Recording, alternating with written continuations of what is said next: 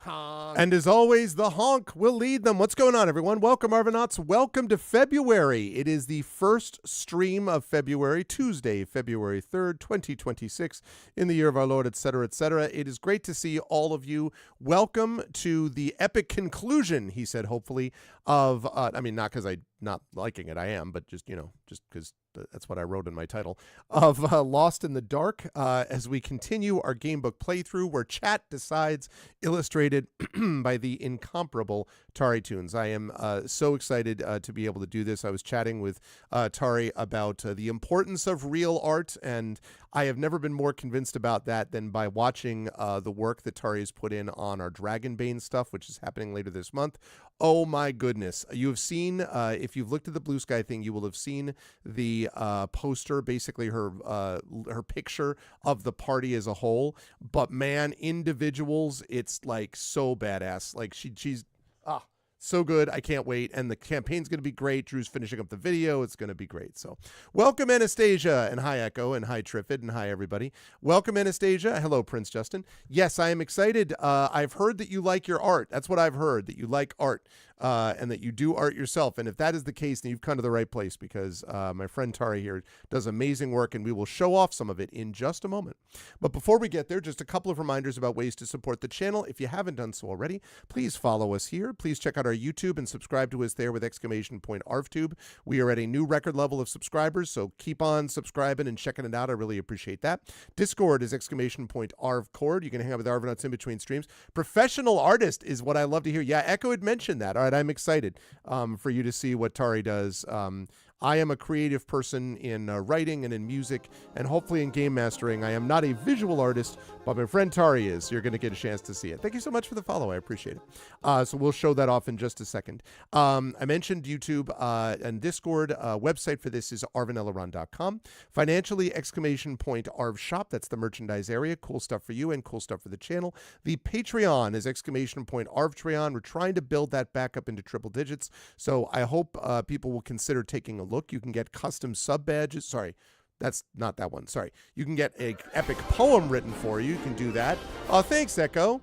Echo with the gift sub to Anastasia. Thank you, Echo. Well, there you go. See, you arrive in chat and immediately we're like, professional artist, here, have a sub. Thank you, Echo. I appreciate it. Those emotes that you can use now that you are a sub has all of those emotes. 99.9% of them are done by the same person you're going to see doing art here with TariToons. So that's awesome. So thank you so much, Echo. I appreciate that. So yes, !Arvtreon. We're trying to build that back up into triple digits. Custom sub badges from, if you subscribe to the channel, that you can use, as Prince Justin has just shown you, here, there, and everywhere across Twitch. So please consider doing that. You can also get inspirations to help our tabletop players. I have not updated any of that or the schedule yet because I was at a conference over the weekend, then I was teaching yesterday, got a bunch of stuff I'm catching up on, but I will get caught up in the next couple of days and we'll have the schedule ready to go. On the publishing front, Icarus is my graphic novel from Athos Arts. Speaking of good art, Library, that's my Tales and Tomes from the Forbidden Library, my 5e adventure and source book from Alligator Alley Entertainment, which is out of print but is available in digital form. And hopefully soon will be in a new release in print form, I hope. You can also check out Greyshade. That's my Greyshade IP. Greyshade, Renegade, and Heretic, the Grey Assassin Trilogy, award-winning and critically acclaimed from Athos Arts. You can get those at that link. You can get the audiobooks of Greyshade and Renegade by our very own Trent Sparks. Heretic will be out soon in audio form in the next few weeks, again, from Trent Sparks. Check those out there. And you can pre-order the tabletop role-playing game of Greyshade, coming to you from our very own Brandon O'Brien, The Rising Tides, and coming to you from Alligator Alley Entertainment. Very excited for that, coming out in the next couple of months as well. And as always, BLM, Black Lives Matter, important to affirm and assert the significance and importance of Black lives.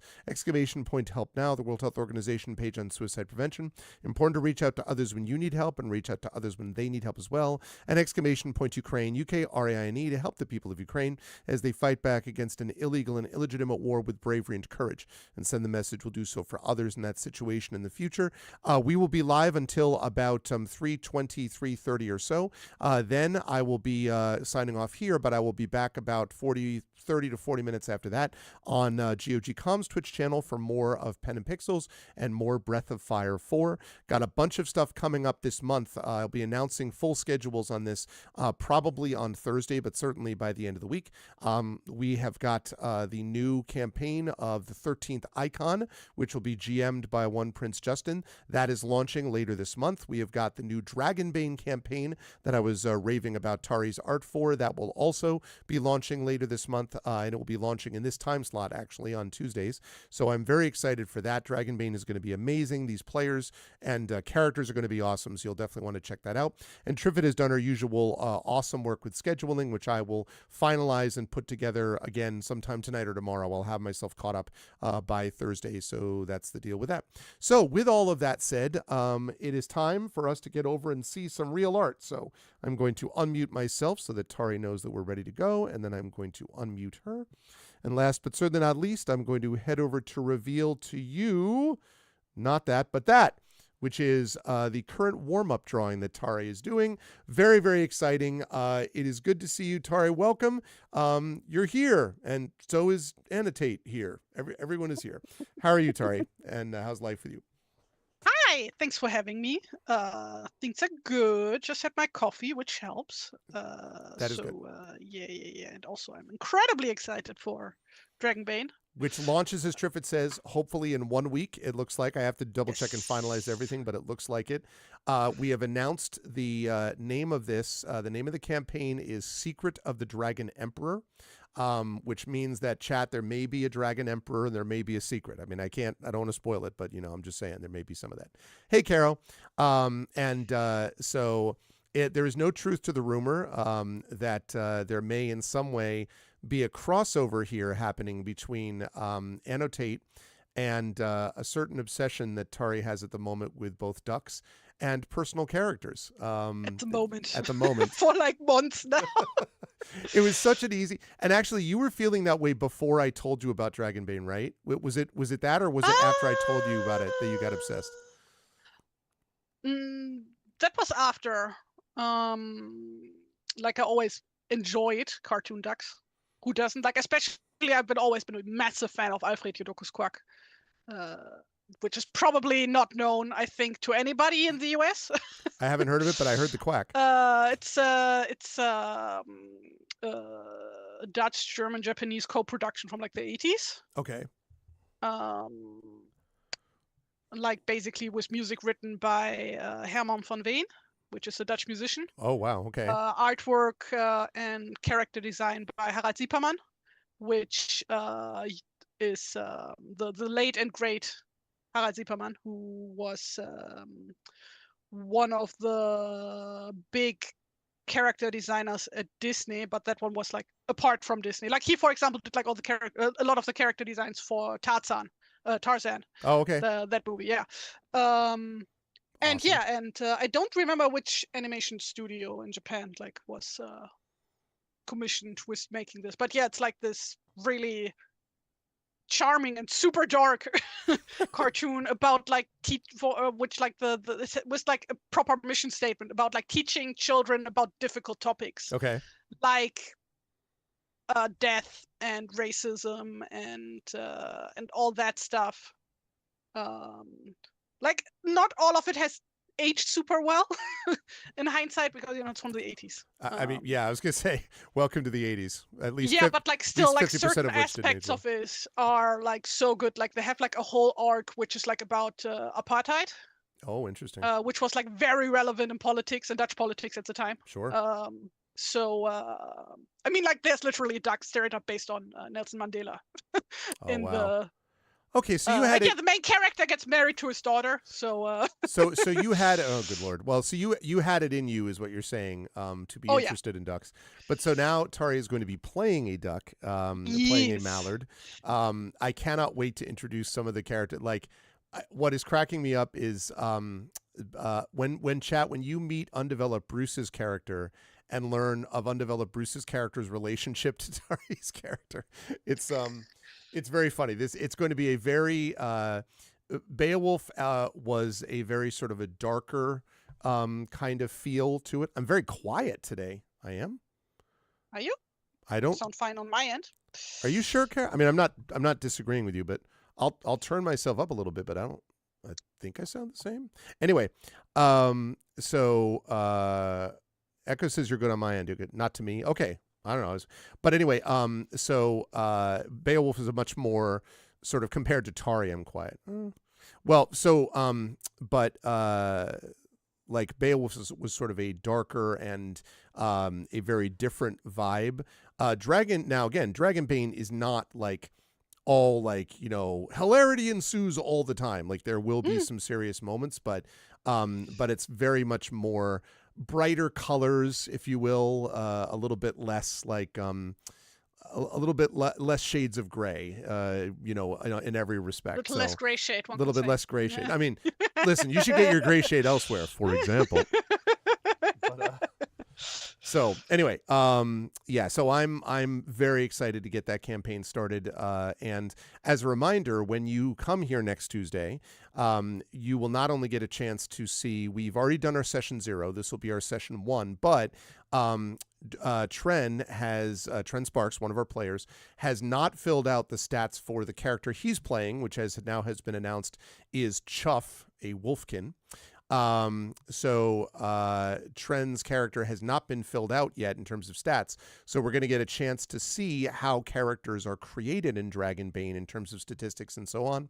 And then we will get right into the campaign from there, opening up and learning more about the Valley of Mist and about what awaits us and what this Dragon Emperor's secret truly is, you know, and figuring it out. Could make such a good pun, such a terrible pun in German right now. Oh, yeah? With the dragon Emperor, because enter is German for duck. You get it? So, I see.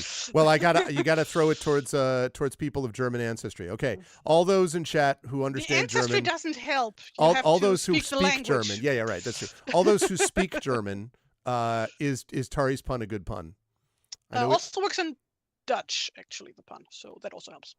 Oh, all right. So they have to speak German and Dutch, or either German works. or Dutch. Yeah. All right, Caro, what do you think? Is Tari's pun a good pun? Go ahead and make it again, Tari. The Emperor. What do you think, Caro? Because there are ducks in the game. It's such a good joke. I'm waiting for Caro to just go ... just across the screen. Yeah.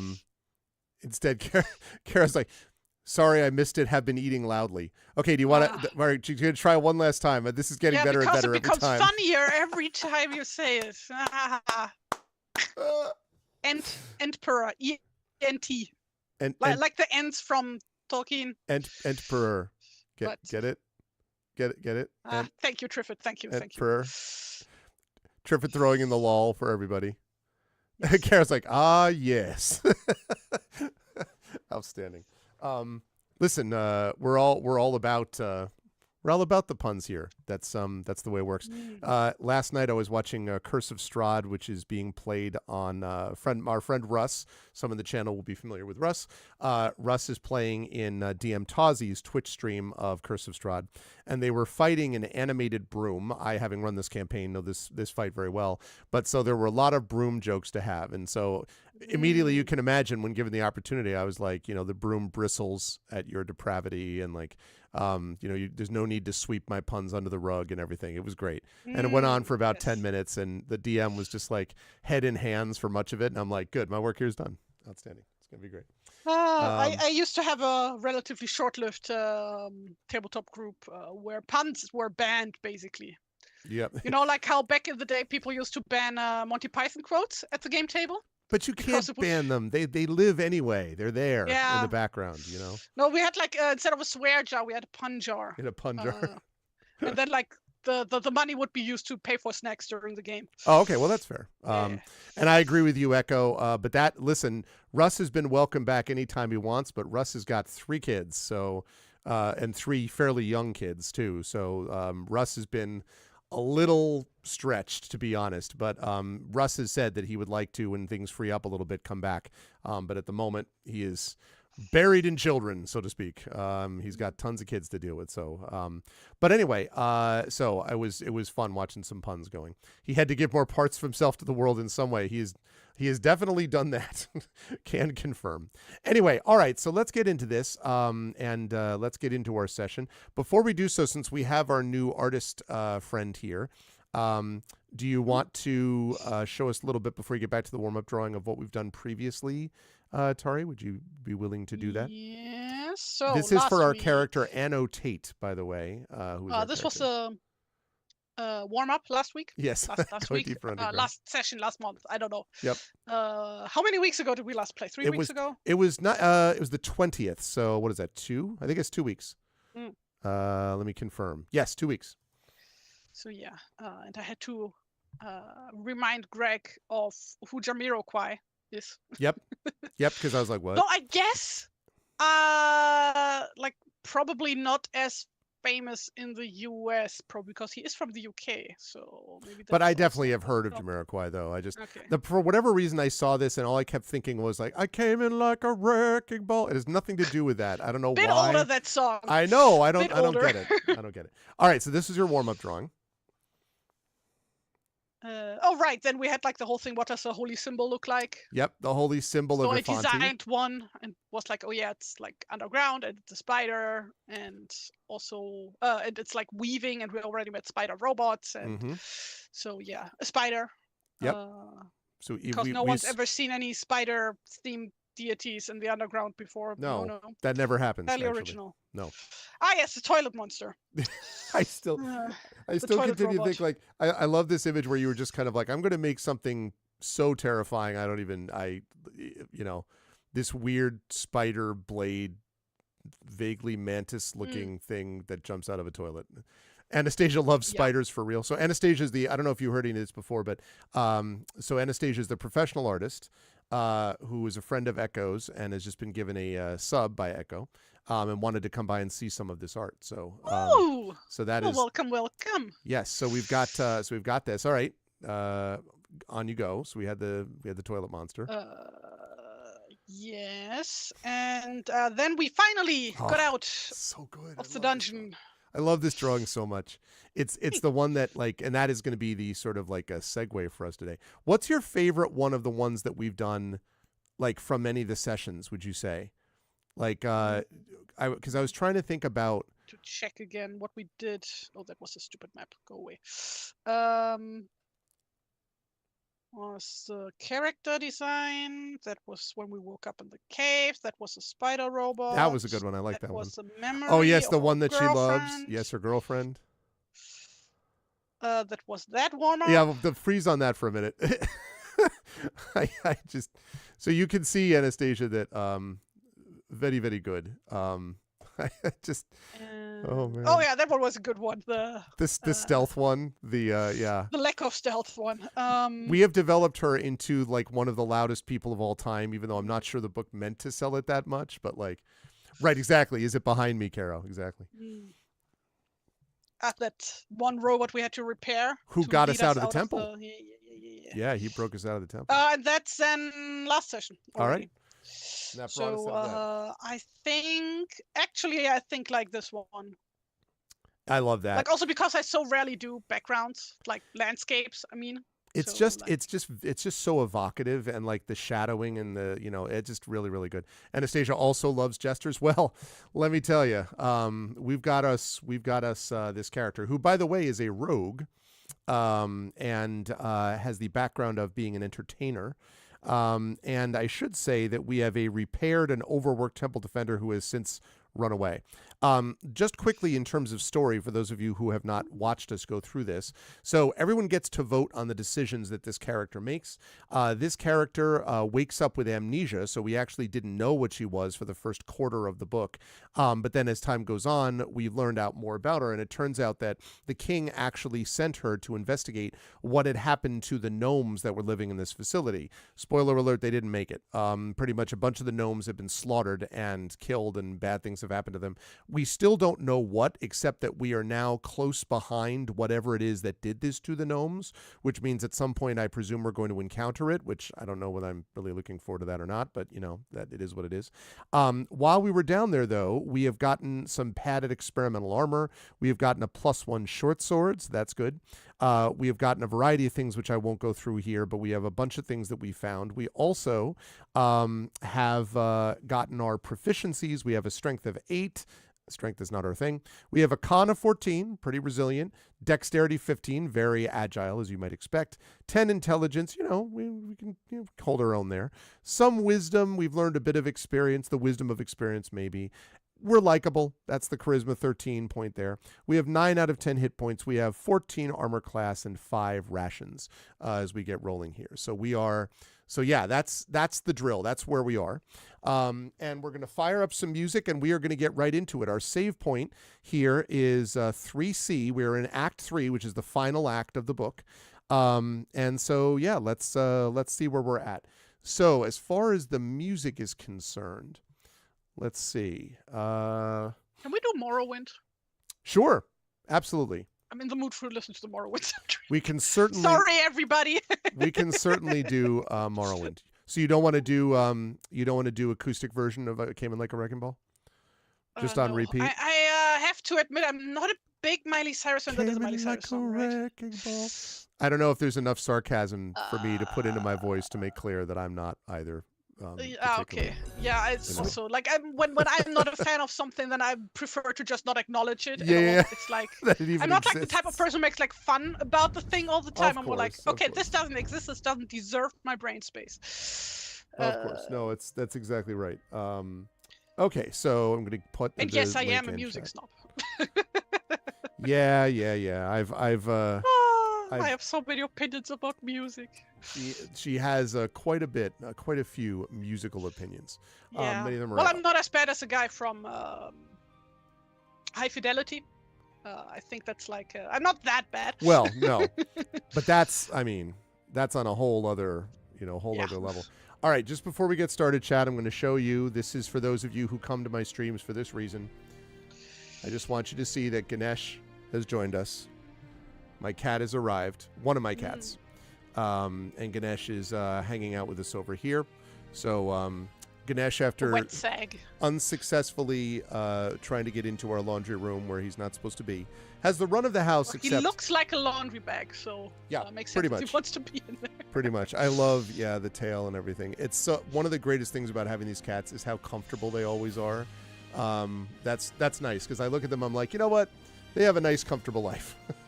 And they're good. They're really good cats. So that tail is fierce. Yeah, they both Siberians, and they absolutely love each other. If the orange cat shows up later, I will show them off. All right, there's that beautiful Morrowind music. Super cozy. That's what I like about it, right, Carl? Okay, chat. How is the music relative to my voice? Can you hear the music okay as we get started here? And, of course, it gets quiet just as I said that. All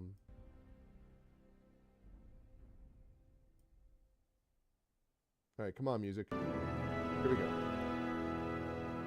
I'm not even an Elder Scrolls fan, but I really just love the music in Morrowind. I love Skyrim, and I do love the music. Well, really? I do love Skyrim. I mean, mostly because it's been modded multiple times. Gregory. Yeah, I know. I love that.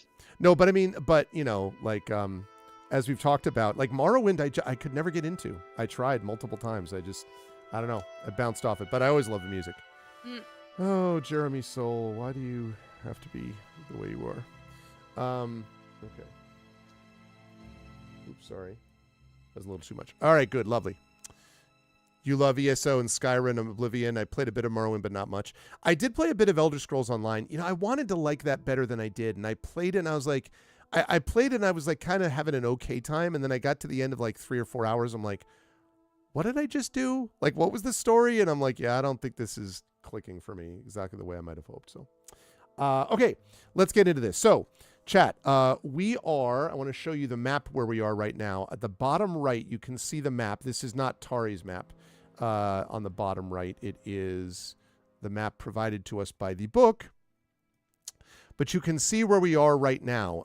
So we right now are in 3C, which means that if you look, it's basically the middle, almost the center of your screen at the top section. So basically top center almost. You'll see there's some rock formations and so on.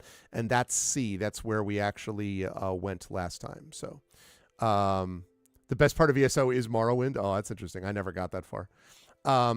Okay. So a waterfall cuts... Oops. What happened? I What? clicked the wrong thing. Oh, okay. I was like, mountain stream. You're like, whoops. I was like, you slipped into the stream? Like, a waterfall cuts through the mountain ridge, making Prince Justin super happy. Because Prince Justin's a wonderful photographer who loves waterfalls. So do I. I like waterfalls a lot too. Cascading down into the stream below. The only crossing, an old wooden bridge, has collapsed. Jagged moss-covered stones fill the stream bed, making any attempt to cross it a treacherous endeavor. The bridge was carved from had been carved from a contorted white-barked tree. Budding twigs of yellow leaves have sprung from its crumbling stone foundation. On the other side of the stream, a winding, narrow path climbs up the valley wall towards a cavern entrance at the top. You can faintly hear the sound of a hammer striking metal over the burbling stream. It seems to originate from somewhere inside the cave, and that gives us our first choice of the day. So we have the following choices. We could use athletics to jump across the stream. We have +2 on athletics, but we have +2 on athletics. Strength is -1, so we have a total of +1. And that is a DC 13. We could use acrobatics to balance on the rocks to cross. Now, we have +2 on acrobatics, and we already have the +2. So we really have, well, we have a total of +2 on acrobatics there. So, also DC 13. So we could do that. We could see if there's another construct. And that's perception, which we do have expertise in, so that's +4. Survival, which is just +1 because of wisdom.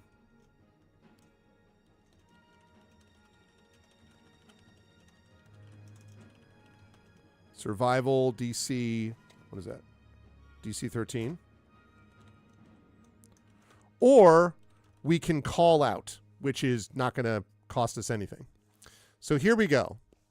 What's up, Dark Sinner? Yes, I did see that.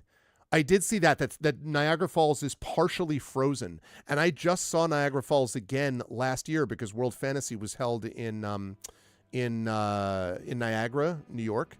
So I actually just saw it, what it was looking like. I've been to, Niagara Falls a few times. But that's wild to see that. Niagara Falls, and slowly I turned. Oh, is it step by step? You're talking about that one? Step by step, inch by inch. You had a friend email me and say, hey, aren't you going to Niagara Falls to photograph it? It is, yeah, it'll be too far, but yeah, it seems pretty awesome to imagine that. So chat, here are the votes. We can jump across the stream. That's an athletics check. We only have +1 on that. We need to get to a 13. That's if you want to do that, you type in $vote, $vote, all one word, space, and then the number 1. If you want to vote to balance on the rocks to cross, that's $vote space 2. That's acrobatics, so that means we'd be +2, D20 +2 to get to DC 13. We could try to perceive if there's another construct up there. We have expertise, that's +4. Again, it's DC 13, so we would need a D20 +4 to get a 13. Is there another way to cross? That's survival. That would be +1, trying to get again to a DC 13. That would be $vote space 4, or just call out, which is free to do. But again, if we don't want to be noticed, then maybe calling out isn't the best idea, but that's up to you. That would be $vote space 5. So $vote space 1 is jump across the stream. $vote space 2 is balance on the rocks to cross. $vote space 3 is looking to see if there's another construct up there. $vote space 4 is seeing if there's another way to cross. $vote space 5 is call out. So please get your votes in now. Maps are good. Hello in YouTube chat as well. Maps never change. No, they do change. All right, Chad is definitively behind this. Are we at the top or at the bottom of the waterfall? At the bottom, looking up. Okay. At least I believe so. Well, no, you know what? I take that back. Maybe not, because it's the stream below and the crossing. It's unclear from this description if the wooden bridge is going over the stream below. So I'm making the executive decision. There you go. At the bottom. My guess is that we're below it, actually, because there's a path climbing up the wall towards a cavern entrance at the top. So I'm guessing that it's below. That's what I'm thinking. Also, hi, Imaginary Exponent. All right, last call. Looks like Chad is definitively. I like all these votes to start out. Good start, everybody. Going once, going twice. It's a cave next to a waterfall, not behind a waterfall. That's I know, right? You'd think that you ought to be able to go through the waterfall, as Caro earlier said. All right, we are going to perceive. So now, chat, I need someone who is willing to roll dice for us to begin with. Is someone willing to do the dice rolling today? Who would like to do so? You can do dice rolling in chat. Do not need to have physical dice to do this. All right, Caro.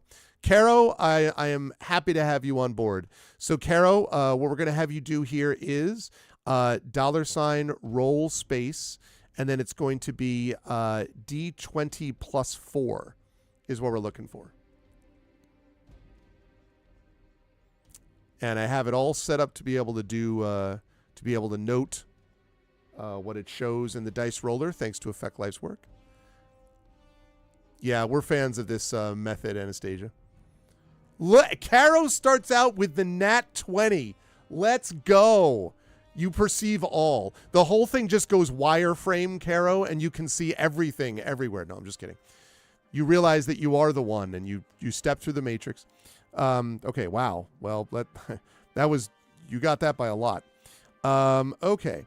You can't help but think back to your lance guardian in the caves. You strain to listen over the sound of the wind and water. Oh, and there's a sound effect. All right, here we go, chat. Only the best for chat here, okay? I'm going to give you... Tara, you ready for this baller sound effect we're about to get here? God. No. I will never be ready. Ha-ha! You've never heard sound effects like this. Okay. Incredible. You strain to listen over the sound of the wind and water. The hammer misses its mark. Okay, so clang, clang, clang, and then whoop. And then you hear, "Boggled brimstone!" A man's voice gasps in pain. After some time recovering, it continues hammering once more. That sound is definitely not a monster.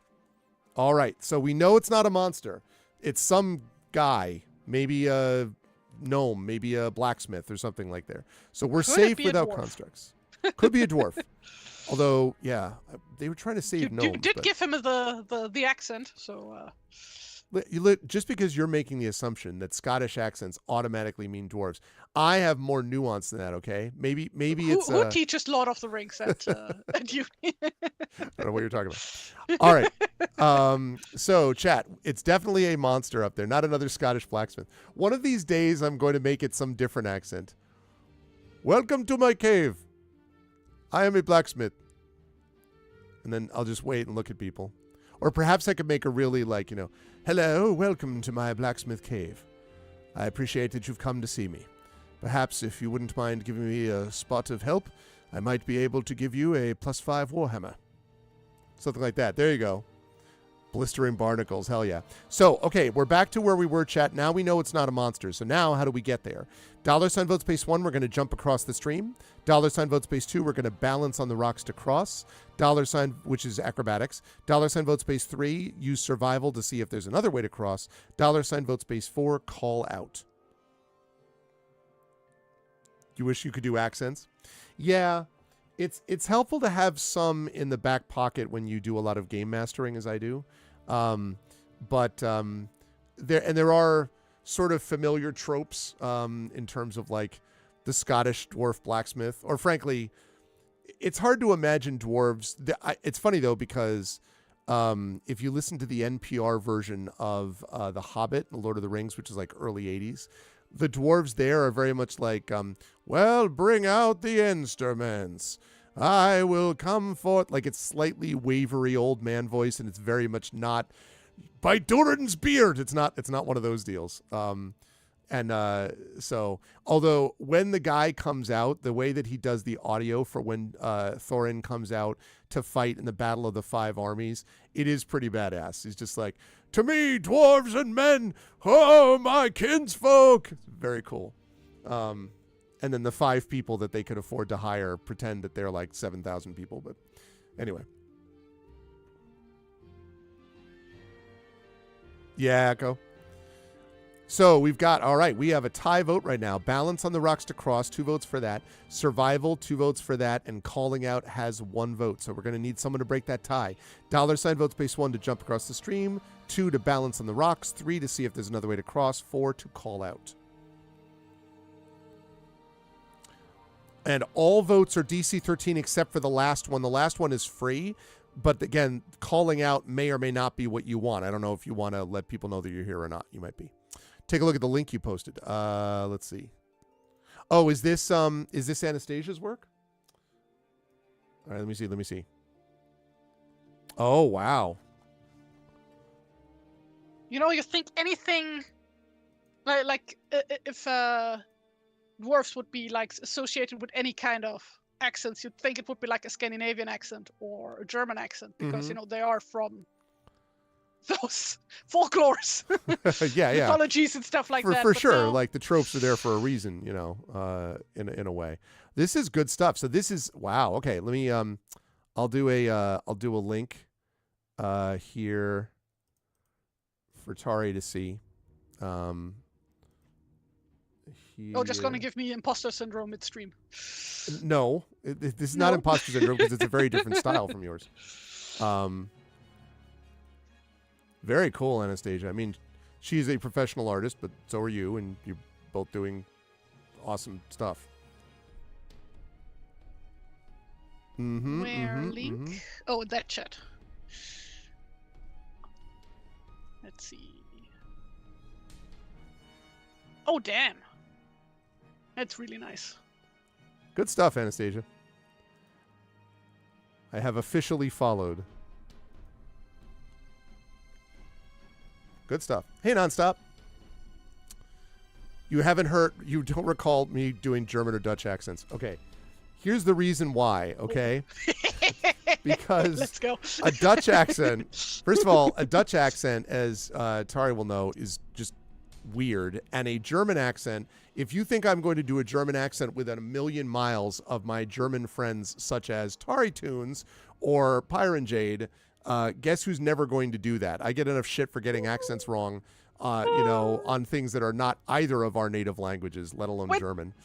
Dude, when we went to London, and you like tried to pronounce some town name, and like I had no fucking clue what you were talking about. You had to like look up the word, I had to read it. I'm like, what? That's what you were gonna try to say? Well, because it wasn't like Heidelberg or something like that. No, it was like Dachau, I think. And you like said Dachau.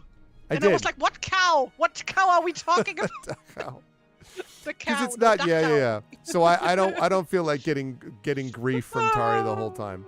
I have to do accents where I feel like I'm safer on my own ground.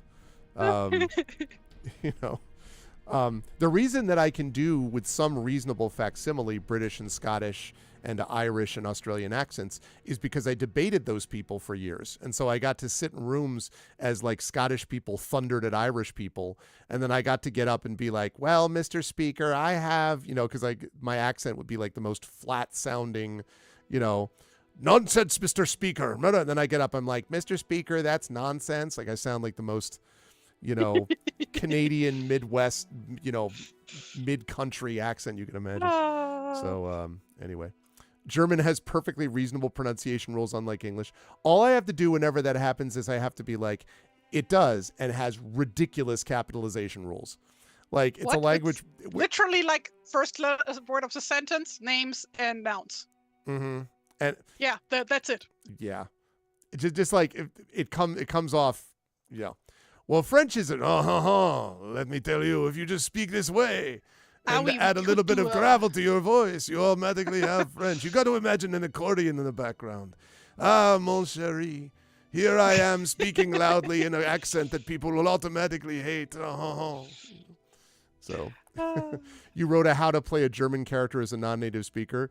My answer to that would be don't start. It's like what for me. No, but I honestly like you can do a lot of accents subtly, but if you're trying for the sort of trope style one, then you've got to be super careful. It is amazing how many accents I hear people use that start as allegedly maybe Eastern European, and then somehow in the middle we end up in New Delhi. Like somehow we've gotten to India. All east of here. So right. Shatter Mage. What's up, Shatter? Oh God. So it'd be Ven. Is when Tari is W in German? Is that V or W? Depends. Well, so in this W-E-N-N. case it's Ven. So Ven dein Deutsch Schlechter? Schlech. CH is always a Good God. like in Loch, in Scottish Loch. Okay. Schlechter als and then als. Als ist Salz. Als. Oh God. What? Als. Ice. Okay. Als. You already had it. Ice. Fine. And then what's IHRE? No, als. Eyes. You already had it at the first time. Als? Als, yeah. Oh, okay. Fine. Right. Like, we're English not expecting you to get it perfect. It just needs to be at the point where we can understand what you're saying. And then, werden Sie English sprechen? Is that? Werden Sie. Werden Sie. Okay, sorry. Sie. Sie. Sie. All right. Like XYZ. When your German is worse than your English, you should speak English. Yes, that's exactly what I'm saying. And yes, Echo, Dragonbane starts next week. If all goes well. That is a plan. That's the plan. And if that doesn't work out, then on the, 23rd? Let me double check. Right, yeah, that's a good point. It is second tentatively for next week. It should be. We'll know better in the next couple of days. Okay, so it looks like in the midst of everyone talking about languages that we have decided to balance on the rocks to cross. Okay, so Caro, if I could ask here for... Then if I could, so if you could please roll for me a D20 and acrobatics +2, so that works. So yes, so acrobatics +2, if you could do that would be lovely. Oh wait, no, actually I take that back. That should be +4. I have these wrong because proficiency would be +2, and you also get +2 for the dexterity, so it should be +4. So D20 +4. And that is, so actually add another 2 to that. So it should be 17. That probably will be enough, I would suspect. You leap from one boulder to the next, nearly slipping off their mossy surfaces. On the final jump, you hurl yourself over to the stream bed, landing safely in the mud. Now we proceed, chat, to the sleeping cat. No, we proceed to the sleeping mithril vault. The masterwork of interwoven geometric motifs and filigree accents that decorate the mithril vault must have been a sight to behold in its prime. The outer protective plating has been damaged, exposing the mechanical inner workings to the elements. The mithril vault door that guards the cavern entrance lies open. A portly gnomish man with thick multi-lensed glasses furiously repairs the door's inner components. The singed tips of his lightly coiffed hair, long mustache, and goatee wobble as he works. You know this man all too well. Tinker Erland. His hammer misses its mark, striking his thumb. Confounded! He roars in pain. Ariane nurses his poor thumb, uttering every gnomish curse he can think of. He still has not noticed you. Erland, you persist. He jumps, startled by your presence. Oh, great gods, child, how long have you been standing there? Erland pulls you to an embrace before taking your face in his hands, inspecting every inch of it. Ah, it's good to see you, he says. With a quick pat on your cheek, Erland returns to his work. So, he says between hammer blows, where you been off to? I found myself in a dark cavern below the mountain, and I thought, Erland, what are you doing? Erland kicks the door.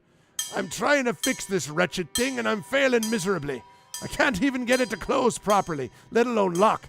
It'd go much faster if I had the right tools, but I lost my set in the fog, he grumbles. Well, why bother with it at all, you ask? Get the vault closed and go.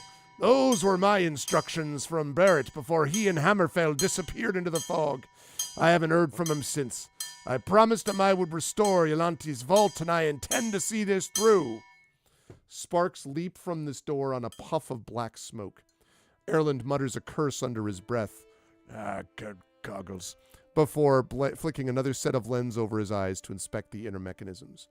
To the right of the vault door, you find Erland's small encampment. A woven bedroll, backpack, and cooking fire are sheltered beneath overlapping slabs of fallen rock. Notes about the construction of the door have been scrawled across the stone and dirt. Must have run out of paper again. At the manor, whenever Erland ran out of paper, he would continue his thought onto the desk first, then move on to the walls. What color is mithril? I always thought it was grayish, basically silver. Yeah, silver gray. The internet doesn't have a definitive commission to draw somebody wearing a chest piece made out of it. I would say shimmering silver gray would be my answer to that. Well, in D&D, and this is D&D based, even if not official, it's silver. As by one of the novels called what is it? The Silver Streams in English, I think. Could be. It's like the first Grist novel to come out, and it's literally just a Hobbit clone. It's not very good. Mm-hmm. What a surprise! Yeah, no, but yeah, in that one they go to the Token Dwarfs' ancestral home kingdom that has been taken over by orcs or whatever, and a dragon. There's also a dragon, of course. Mm-hmm. And there's like mithril mines. So, and they call them the Silver Streams. So yeah, Silver Streams. I agree with this. Also confirmed in the way that it's described in Lord of the Rings. So I can confirm. Okay. Too exhausted, you stumble over to the bedroll and collapse. You hardly have time to stuff your pack beneath your head before you fall fast asleep. You dream of the caves behind the temple. The endless labyrinth of tunnels overgrown by bright blue fungus twists and squirms like wriggling grubs. You scream, but no one hears you. But it's not the end. You sleep long enough to regain some health. Okay, so regain hit points by rolling one hit die and adding our Constitution modifier.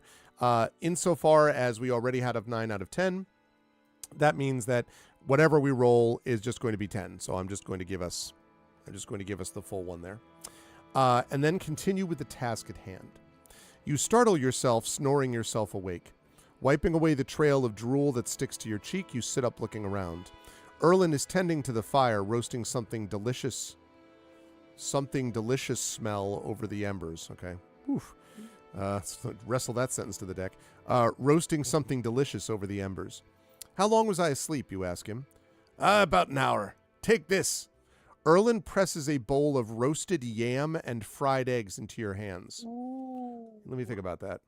I don't love yams or sweet potatoes. Could I deal with it if it had eggs? I don't really like sweet potatoes. I don't know why.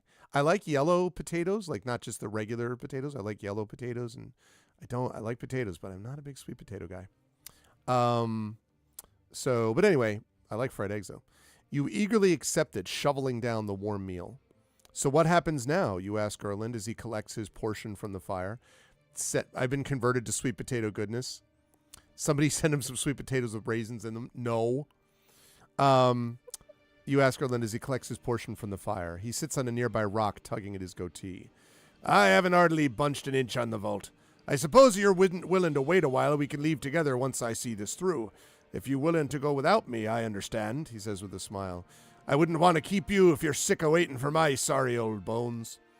All right, so we have to choose one action from the list below to, quote, interact with the world around us. Seems a little stiff, but okay. All right. So we have a variety of things that we can do. So, oh, sure, Cave of Time. I like every, red-blooded nerd of certain ages, had a lot of the old Choose Your Own Adventure. There was the Yeti one. There's one where you're like trying to get through this frozen landscape, and okay. Do we have now our next book, or what's happening?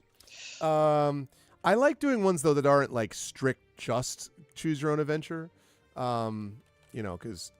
But I don't know. I could see. There's a couple I have a couple by Rose Estes, who is famous for the D&D Choose Your Own Adventure ones. Okay, so here's what should we say? Are you all right? Whoops, not a writ. All right, Erland. That's insight, which would be +4. We have expertise in that. DC 13. We could say, Erlen, do you mind if I have a quick look around? That is, let's see, investigation, DC 13.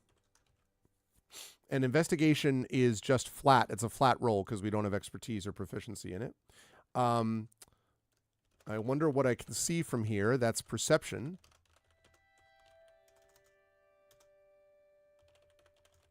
DC 13. Let's see. I don't think we found... I want to double check and see if we found... No, we never found him. I was talking about finding this character, and we have not found the character that they're asking about. So, okay. Let's see. I've got to see the breach for myself. Proceed to the breach, which is a different section in the book. Geez, did we find Hammerfeld? I don't think we found Hammerfeld either. That does not ring a bell. Yeah, I don't think we did. So, so then we have question, which does not require a check. Maybe there's something I can do. Help, which does not require a check. It means we go to vault repair, or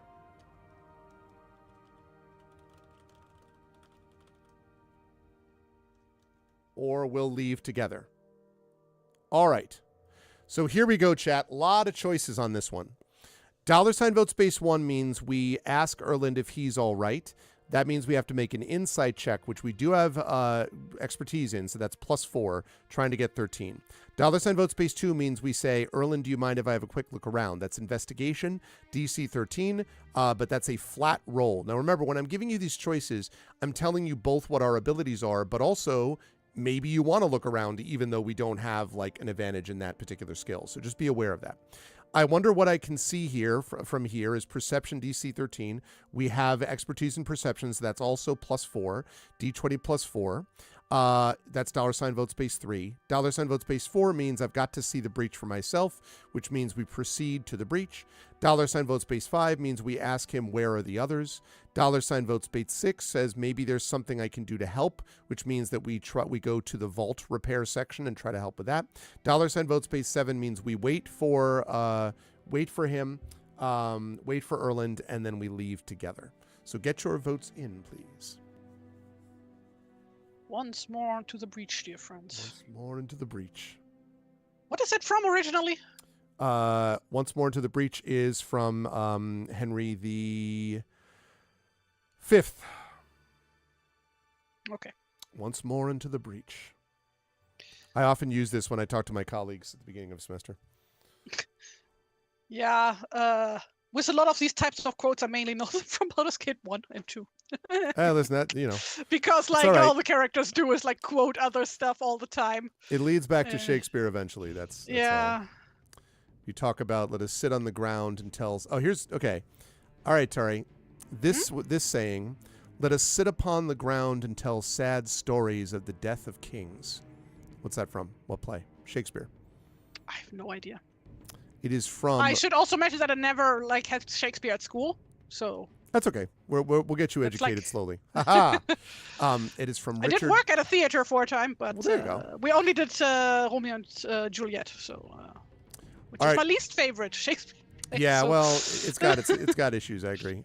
Although it did lead to a brilliant musical in West Side Story. Okay, Prince Justin or anybody actually, while you're doing this vote, again, make sure you get your votes in, and while we're waiting. Tell me, chat, without using, I'm swearing you to honor here. What is that quote? Let us sit upon the ground and tell sad stories of the death of kings. What Shakespeare play is that from? It is not one of the more well-known ones, but it is not completely obscure either. He has plays that aren't well-known? Less well-known. It's not like it's from Hamlet, like everybody knows about Hamlet. I don't Macbeth. know. Prince Lear. That one has kings in it, right? King Lear does, but yes. King Lear. Oh, Prince Lear is from Prince The Last Lear was Unicorn. the prequel that never actually took off. Yeah, Last Unicorn. That one is about Prince Lear. So it yes. That Lear, L-I-R Lear, yes. No idea. I'm just like Tara. All right. Any guesses, Chad? Any guesses? The answer is Richard II, which is, everyone knows about Richard III, which has the hunchbacked form of the Duke of York, who is not actually in real life a hunchback, or at least not to that extreme. Richard II. So it's not Richard III, it's Richard II. Let me see. What's another one that... this one should be easy. Not necessarily, I'm not saying for Tari per se or anyone in particular, but I think this one is one of his best known ones. Howl, howl, howl, oh, you men are made of stone. You know what that's from? No idea. I think it's not from Midsummer Night's Dream, because that's one of the few that I've seen, actually. It is not from Midsummer Night's Dream. You're correct. Howl, howl, howl, oh, you men are made of stone. That's Ian Holmes' version. Anyone know? Any guesses? Don't forget to get your votes in while you're thinking of Shakespeare. Don't forget to get those votes in, chat, while you're also doing this.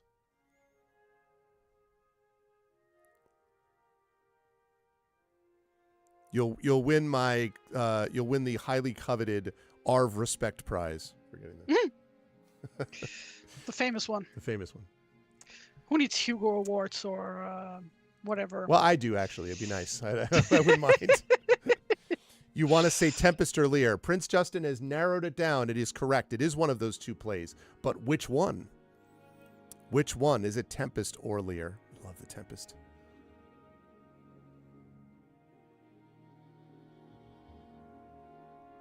I probably should read more Shakespeare, because I feel like allegedly a lot of fantasy literature draws directly from Shakespeare, and I feel I would get more out of a lot of the books that I read.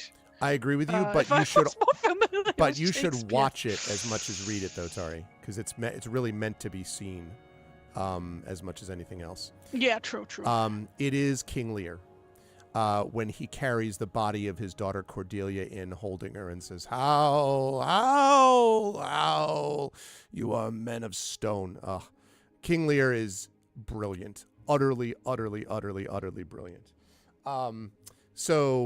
Yes. However, having said that, there are some great things to be had from The Tempest as well. One of my favorite speeches in all of Shakespeare is the monologue given to Caliban, of all characters, who, by the way, I'm positive that Tolkien was thinking a little bit of Caliban when he was making Gollum.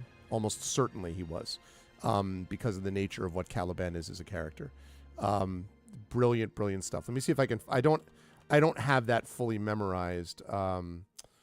Isn't that also the name of a famous sword, Caliburn? Who was that? There we go. Caliburn, because that smells of Arthuriana. Okay, this is the one. Get out of here. I don't want that. Right. Be not afeared. I'd have to do the voice. Let me see if I can do the voice for this, and then we'll keep going, chat.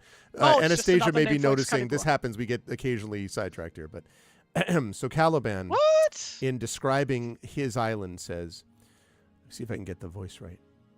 Be not afeared. The isle is full of noises, sounds, and sweet airs that give delight and hurt not. Sometimes 1,000 twangling instruments will hum about mine ears, and sometime voices that if I then had waked after long sleep will make me sleep again. And then, in dreaming, the clouds, methought, would open and show riches ready to drop upon me, that when I waked, I cried to dream again. Absolute chills, because it's coming from a character that everybody, including Prospero himself, believes to be an irredeemable and unrepentant monster. Not so. not so. I absolutely adore that speech. Also, and I have to see if I can find this. I should not do it because I think I'm good at reading, but this particular one that I'm thinking of, I saw freaking Ian McKellen delivering this, and with respect, Ian McKellen. Let me see if I can find this one. Do I have this one here? Is this the one? Yes, it is. Okay. I'm going to show this. I'm speaking of executive decisions, as Tari is working on this art.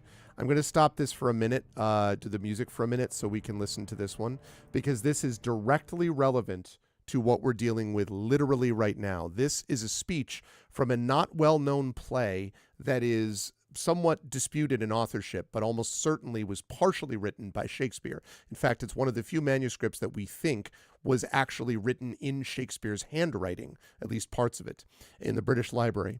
And it's a play called Sir Thomas More, after the famous figure Sir Thomas More, who is attempting to quell essentially a race riot. These people are trying to drive out what they call strangers, who we know to be immigrants, is what we would call them today. And here is the example that he gives. Let me pull this up so we can look at this.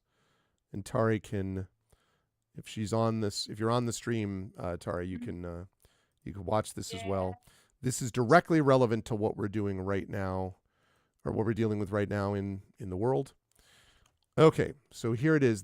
And I saw this, I knew about this play, but I had never seen this version until just a couple of weeks ago, and oh my God. All right, so I'm going to do it this way. All right, McKellen, so I've set it up for you. Now watch this master work, reading the works of a master. In the British Library is a manuscript of a play about Henry VIII's Chancellor, Sir Thomas More. It's partly in Shakespeare's own handwriting. And this is the extraordinary speech he wrote as Thomas More quells a race riot in the City of London on May Day, appealing to the mob to consider the plight of the foreign immigrants. The strangers should be removed! Grant them removed. I'm glad that this your noise hath chid down all the majesty of England. Imagine that you see the wretched strangers, their babies at their backs, with their poor luggage plodding to the ports and coasts for transportation, and that you sit as kings in your desires, authority quite silenced by your brawl, and you, in ruff of your opinions, clothed. What have you got? I'll tell you, you had taught how insolence and strong hand should prevail, how order should be quelled, and by this pattern not one of you should live an aged man, for other ruffians, as their fancies wrought with self-same hand, self-reason and self-right, would shark on you, and men like ravenous fishes feed on one another. You'll put down strangers, kill them, cut their throats, possess their houses, and lead the majesty of law in Liam to slip him like a hound. Oh, desperate as you are, wash your foul minds with tears, and those same hands that you like rebels lift against the peace, lift up for peace, and your unreverent knees make them your feet to kneel, to be forgiven. Say now, the king, as he is clement, if the offender mourn, should so much come too short of your great trespass as but to banish you. Whither would you go? What country, by the nature of your error, should give you harbour? Go you to France, or Flanders, to any German province, Spain, or Portugal, and anywhere that not adheres to England? Why, you must needs be strangers. Would you be pleased to find a nation of such barbarous temper that breaking out in hideous violence would not afford you an abode on earth? Whet their detested knives against your throats, spurn you like dogs, and like as if that God owned not, nor made not you, nor that the elements were not all appropriate to your comfort, but chartered unto them. what would you think to be thus used? This is the stranger's case. And this, your mountainish inhumanity.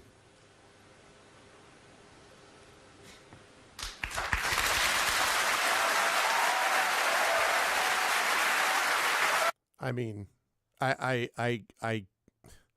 yeah, this is 2016. Unbelievable. Because for those of you who, are not, as I teach Shakespeare, so I'm used to the language, but for those of you who may not be, think about what the argument is there, right? The argument is these strangers, they're babies at their backs, right? So imagine what it looks like to see these people going with their children off to the shore. What would happen if you received everything you wish and they were driven away?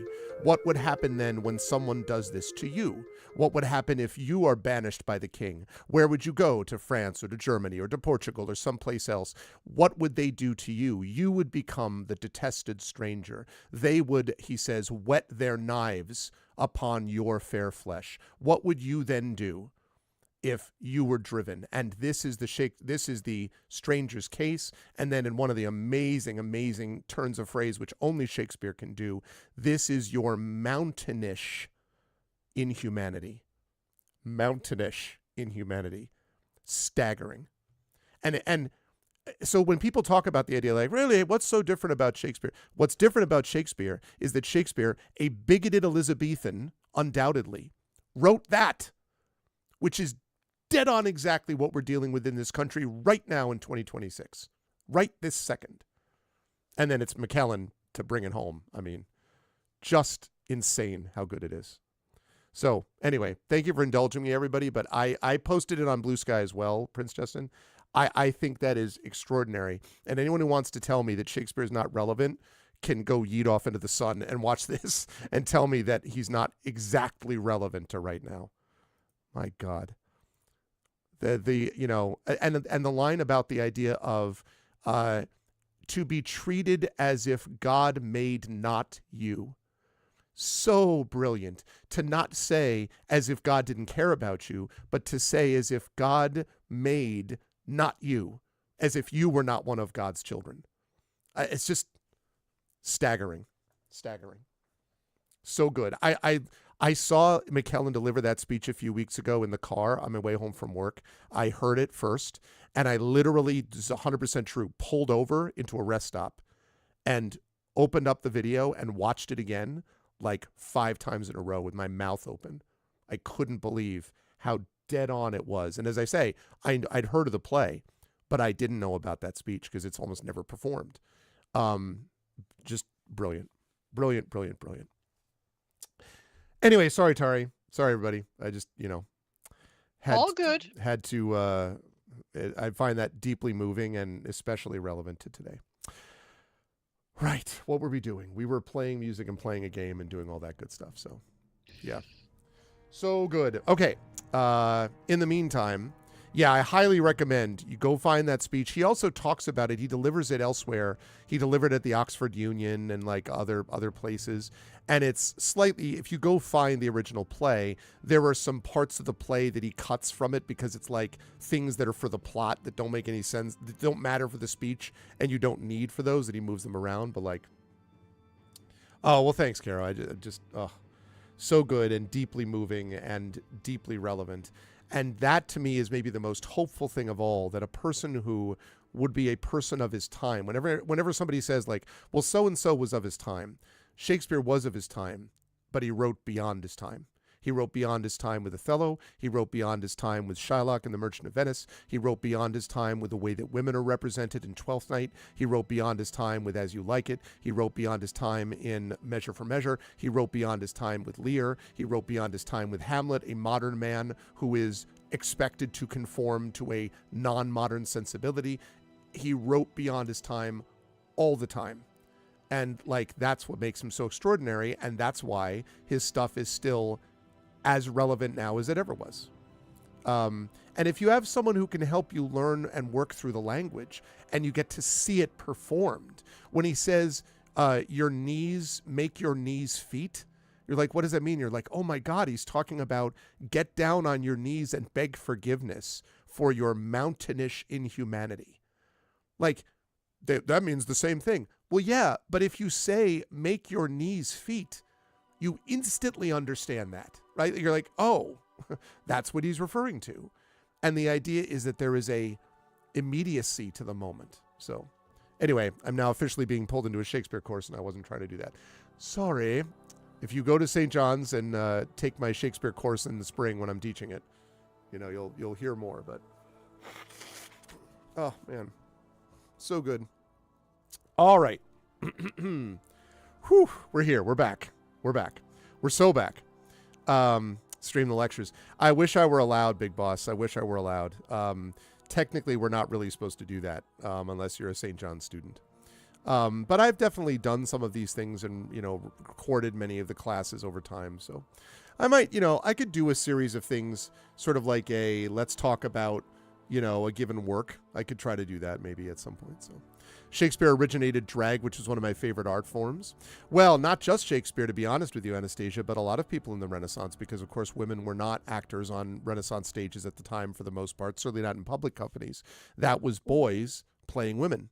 And so by definition, a lot of them became were dressed in drag. I think that might be a bit of a misunderstanding with he originated drag. No, he probably made it more popular. No, that's what I was just saying. To assume drag was already a thing. That's what I was just saying. Yeah, that's what I was just saying. Was that it was a variety of Renaissance dramatists, but he did though expand some of the way we understand its use because of his character. So in As You Like It, Rosalind essentially plays a non-binary character.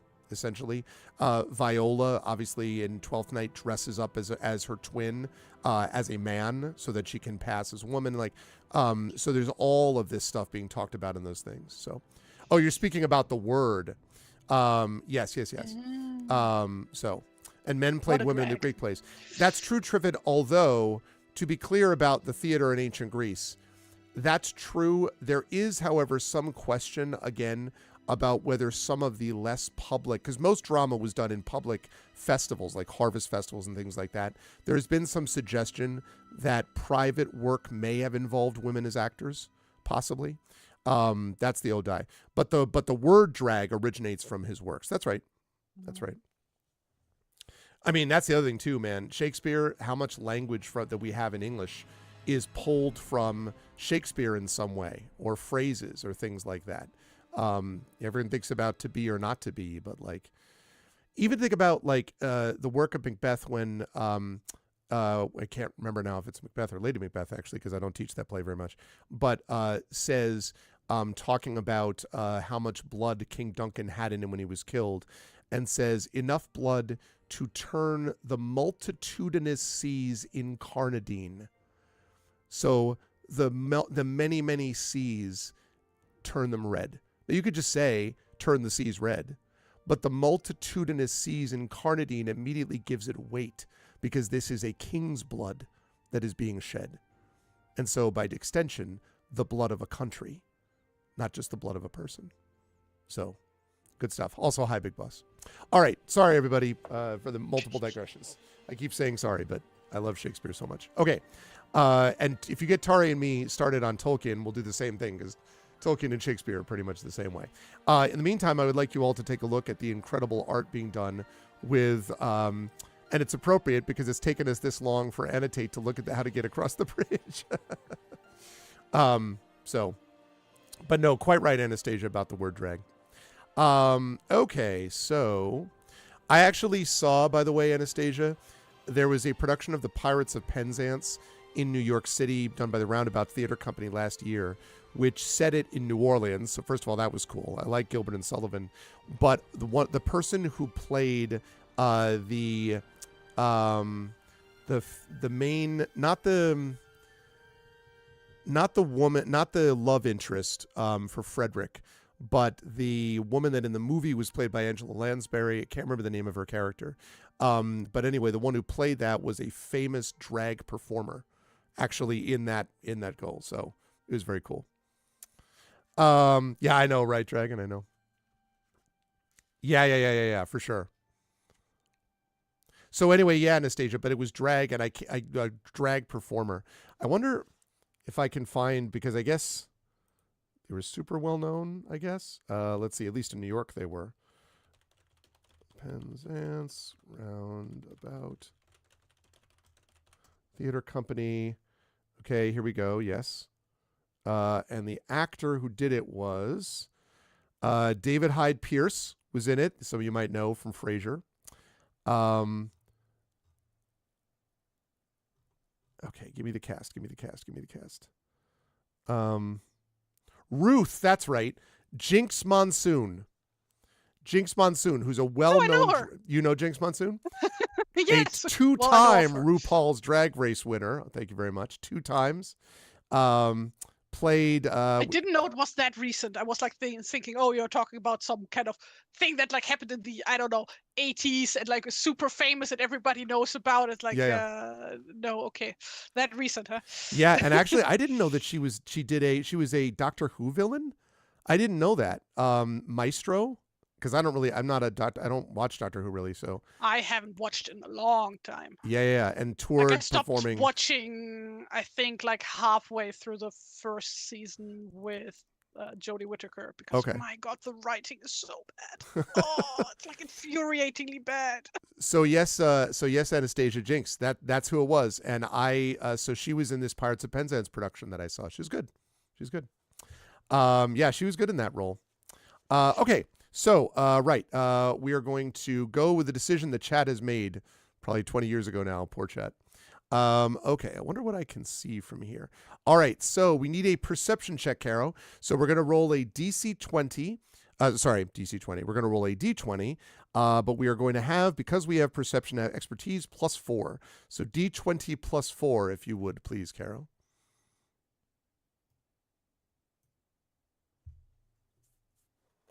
A 14, that is just enough. I'm knocking on wood furiously. So far, Caro is yet to fail today. So far, so good. Okay. Mother, can you hear me? Okay. It must have been nice to live here. You imagine what it would have been like guarding the vault as you look out across bright wildflowers dancing in the grass. The pleasant thoughts are cut short as your eyes pass over the withered husks of former clerics staining the lawn. Your view of the sky is restricted between the valley walls beside you and the immense terraced fields ahead that stretch up to an even plateau. You can see a lone building at the very top, a barn standing against the bright blue sky. The mountains beyond peek out from the other sides of the fields. A way out. Ah, so we need to go to those terraced fields that go up to the plateau, and that may lead us to a way out. All right, that's good to know. Okay. So that was our perception there. So now, let's go with this. Let's go with that.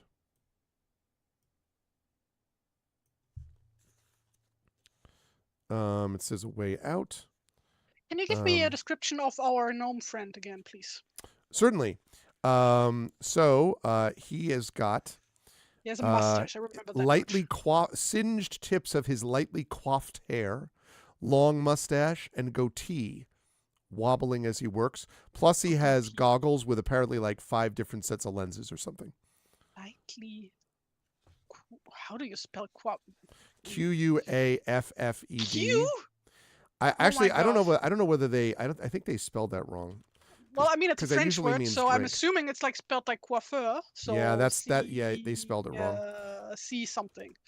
They meant coiffed as in COIFFED, I think is what they actually mean, not coiffed. But they spell it as lightly coiffed hair, which would mean lightly drunk hair, which is not actually true. COIFFED. If someone has neatly coiffed hair, they have very carefully arranged hair, is basically what it means. But his is lightly coiffed. Lightly arranged. Yes. Lightly. And definitely not lightly drunk, which is what the book said. Quiffed. I don't know that I know what. Oh, well, no, I don't think so, Carol, because lightly quiffed would mean. It would mean a I'll mohawk. Yeah, I just think they got the word wrong. Ooh, I can give him a mohawk. We You know, can make I guess both so. true. But it's got to be a light mohawk. Is there? Well, it's blonde, so. Hey. Very cool, Anastasia. Very cool. Tintin. Yes, that's okay. Yes, like the Tintin look. Okay. So Right. cowlick?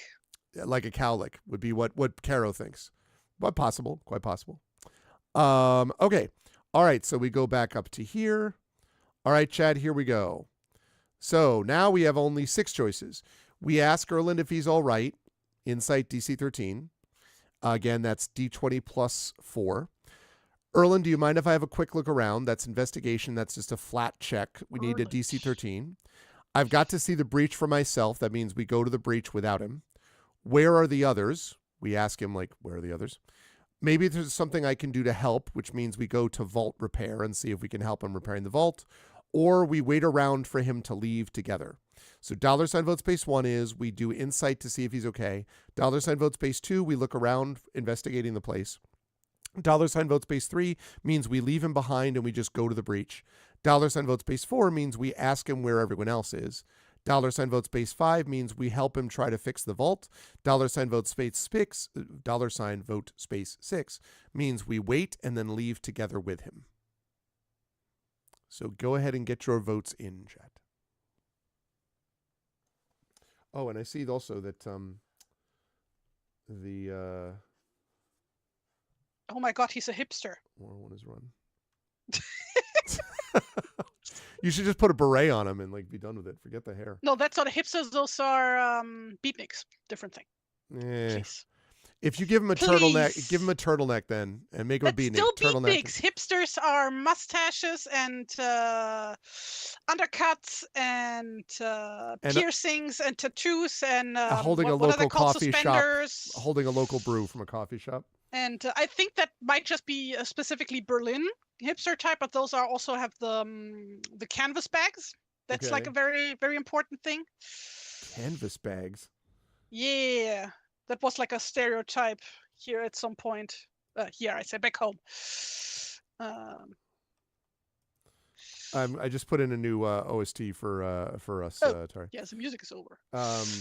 It's still Morrowind. Is there what was I going to say? Is there a specific like Dutch hipster? Presumably, but none I would be aware of. Okay. Like the things that moved here after hipsters stopped being a thing, really. So hipsters still try to be a thing, though. To be clear, they're still trying to hang around. Big Boss says they're satchels. They're satchels. He says very offendedly. Cheese in the beard. I like no. I think like holding a tray, like a cheese tray. Maybe. I could see that. That's giving French stereotype. Oh yeah, and the goatee, beard, and coiffed hair is not giving you any French vibes at all. No. What? I don't associate goats with. Okay, so like you don't maybe associate goatees with the French? No, what? That's mustaches. Really? Yeah. Well, I'm talking about but I'm talking like, you know, the very, like not the full goatee. You know, like what do they call it? The foo. That's got some the French. Fu Manchu? Yeah, but you have to have the long handlebar mustache though. Like Hulk Hogan? Hulk Hogan? He didn't have a handlebar handlebar mustache. Wait a second. I have to Google what a handlebar mustache is. I don't know English beard names. I still can't get over the fact that you can't, like, that you don't call all facial hair beard. Can you imagine because a in German, French Hulk all Hogan? facial hair is beard. Oh, what you going to do when the Monty Pythons come down on you? Oh, like the French Hulk Hogan. Oh, a handlebar mustache is just a mustache. No, but it's got the curvy, you know. Yeah, like mustache. No, but it's got a curved ends to them though.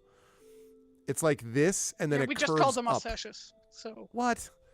But you could just get a mustache though. Like you could get a regular mustache that doesn't have that nonsensical, you know. What do you mean extra loop. nonsensical? Oh, yeah. Okay, no, Like that's these fair. things are making a heavy comeback in Germany, or have made a heavy comeback in Germany, like you wouldn't believe. Really? Well, Caro says a handlebar mustache is what vintage tropey strongmen wear.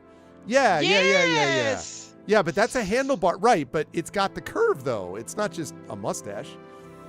Well, I would just call it a mustache, a fancy mustache, but... Fancy mustache. Yeah. Let me see if I can... See, I'm giving him the suspenders and the rolled up sleeves to show off his tattoos, his arm tattoos. Am I also going to give him the... What are they called? Tunnels? The plugs. Plugs. Yeah, he's going to get plugs. Okay, here we go. I'm putting it in Zoom chat, and then I'll put it in Twitch chat, so you can see what I'm thinking of. Oh God, the heart. Sorry, never mind. That was a brutal link. Sorry, I apologize unreservedly. Give me a second here. Let's try this now. We are like super off rails today. Like, Jesus Christ. We are not getting anywhere. It's taking us quite a while. I agree. Oh, man, I don't want to. It's a terrible link thing. Oh, he also has like glasses with like extra lenses. That was like a thing that was described. Okay, here we go. All right, this one is legit. Let's see. That's just a fancy mustache. No, it's the handlebar, because the curve, the little curve at the end of both things, hence the handlebars. Like, if you cut those ends off, to me, that wouldn't be a handlebar. It would be a mustache, but it wouldn't be a handlebar. I guess. Yeah, I just like, I guess I mixed up handlebars with like, what are they called?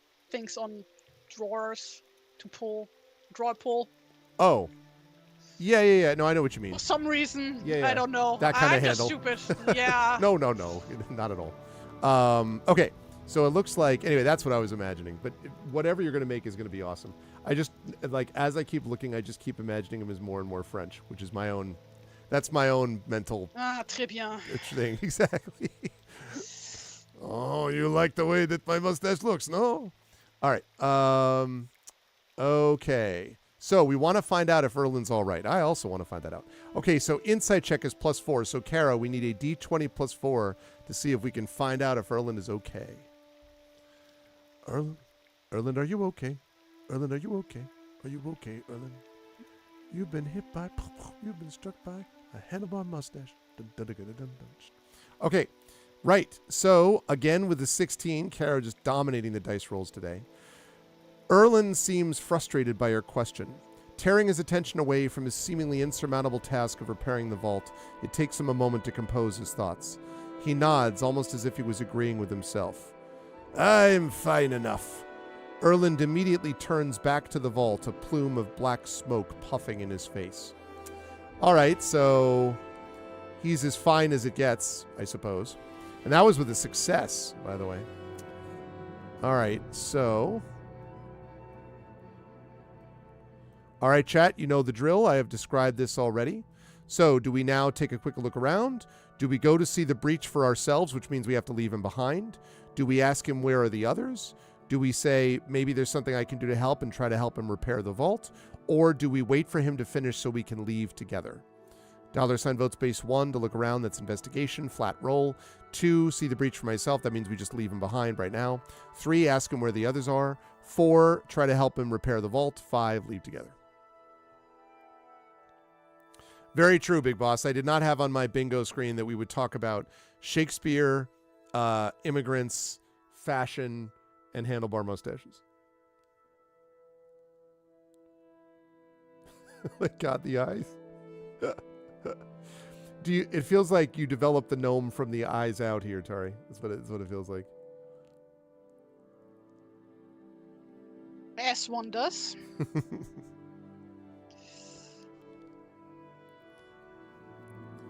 All right, this is going to be interesting. I don't know what our ability is as vault repair people, but hey. We might be able to help, though.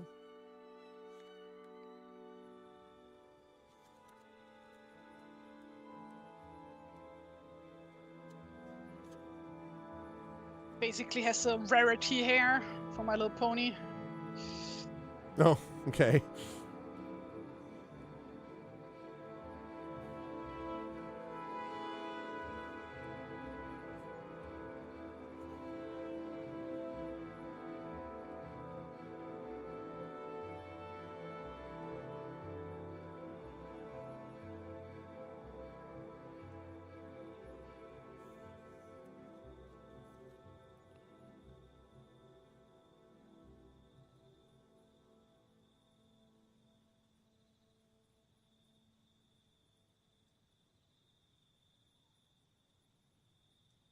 Okay. All right, last call, last call. Tom Bombadil is a gnome. Tom Gnomadil. Bombadil, Tombadillo. His head Our is strength blue is and his near boots us. are yellow. Don't you be bothering my daisies now. Gathering for Goldberry. Old Man Willow. All right. So last call, last call. Going once. Going twice. All right. We're going to try to help him fix this vault. All right. It's vault repair time, folks. It's time to repair the vault. Okay. Erland waves you over, having you take a closer look through one of the open holes in the vault. Mind your noddle. Did you say noddle? He did say noddle. You see a vast network of mithril pistons and parts you've never heard of, interlocked and woven with their own ancient arcane glyphs. A coil of black smoke rises from an unstable connection. Coughing, you pull away from the door, taking a few steps back for some air. Erland laughs. Well, personally, I kinda like the smell.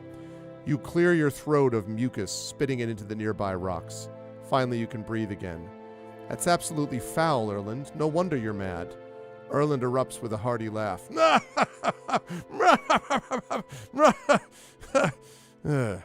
He clasps his hands together. Let's get to it then. All right, so now we have to decide. So what we're going to do here, this is one of the very, very useful parts of ARVBot Plus as created by Effect Life, is that we can save this poll.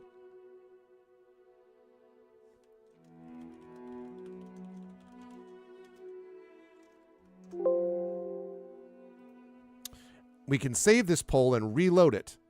Now we clear it because now we're going to try to help him. So here are our choices. This is what we do to try to help him get this door working again. So we can do an Arcana check. What can I do to lend a hand?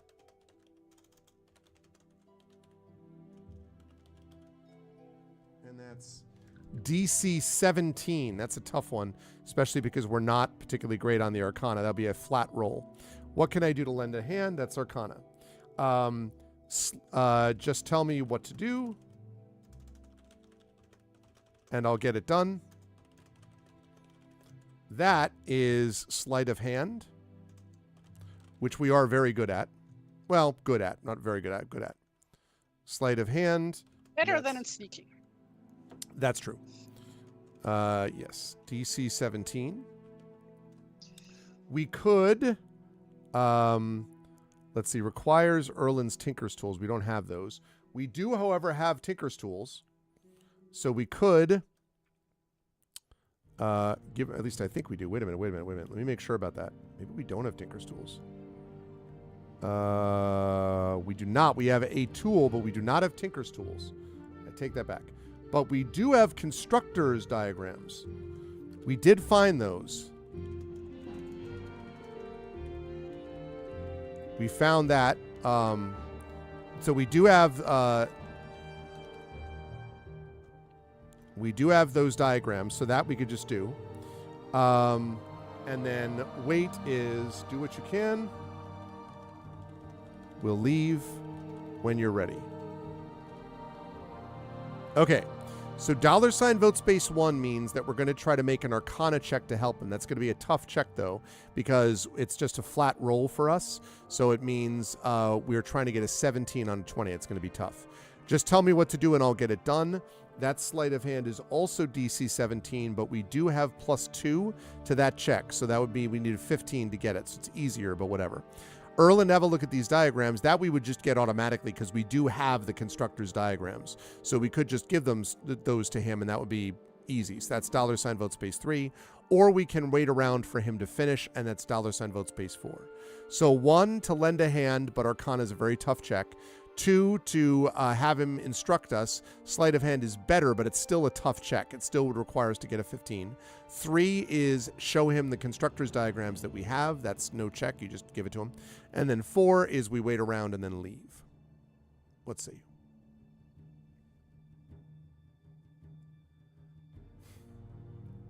Wow, that hair is amazing. Thank you. I assume that hair, the front of his hair is strong enough to hold like any like a hammer. He could just hang on the end of it with no problem. No, that's where the where you put the lamp on.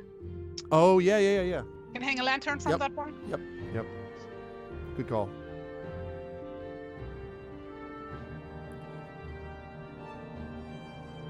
Diagrams seem to be the key, Prince Justin says, and it maybe would make a subsequent check easier. Hey, what's up, Galen? Enjoy your lurk. So yes, you could absolutely do that. Showing them the diagrams might make later checks easier. That's true. And if, by the way, when people do this, they often will tell people, hey, you should do this because of this vote or whatever, or do that because of that vote. You can always, if you are convinced by someone's point of view, you can always say $change vote space and then the one that you want to change it to. So if you're convinced by one of the arguments you hear in chat, one of the suggestions, you can change vote to that alternative. So right now we're tied up. Option 3 and 4 are tied at 2 apiece.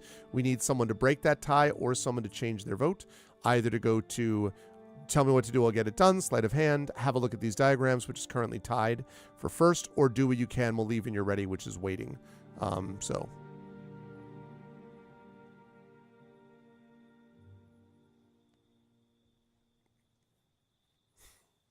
So get those votes in. For once, I'm not changing my vote because I think I'm right. I hear you, Prince Justin. You should not have to change your vote.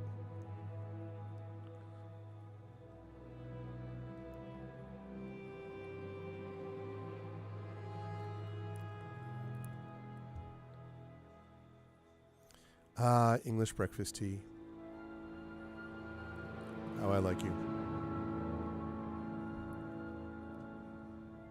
All right, last call.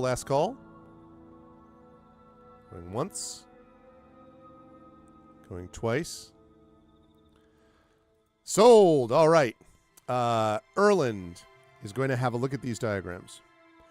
Erland, offended, turns into a 30-foot dragon and kills... No, it doesn't do any of that. I was just making that up.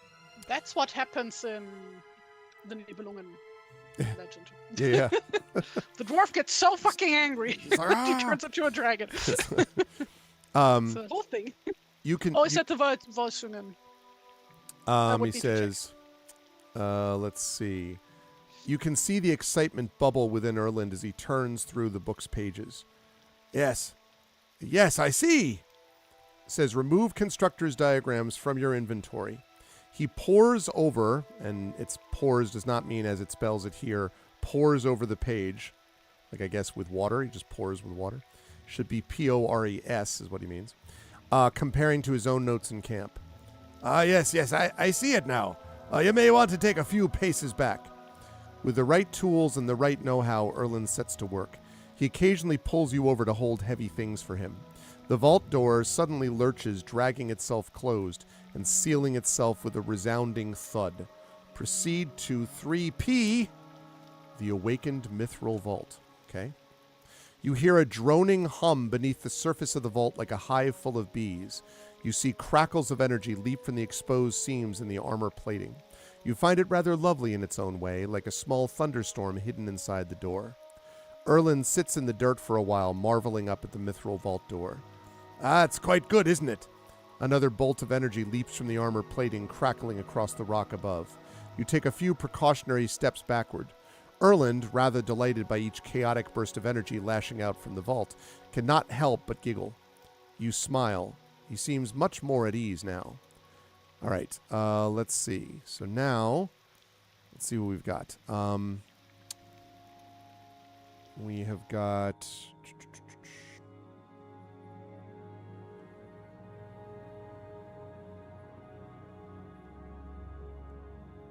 Okay.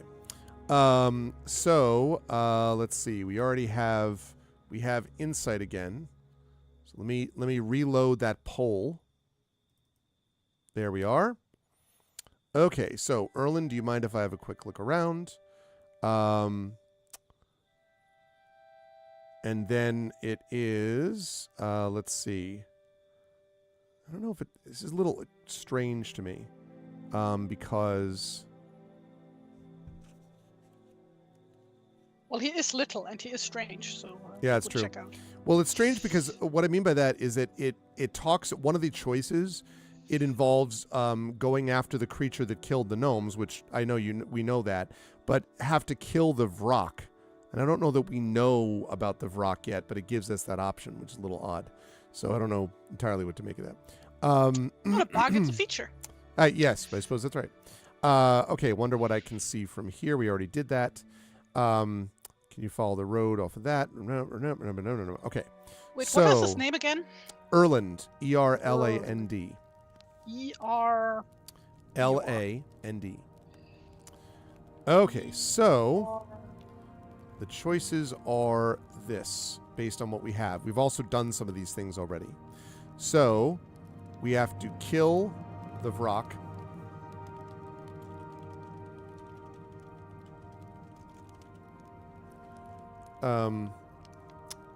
Are you with me?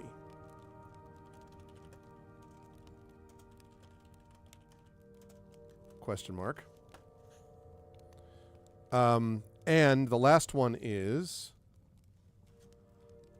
Erland, I think we should leave.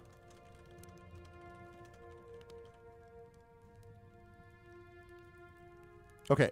So 3 choices here, chat.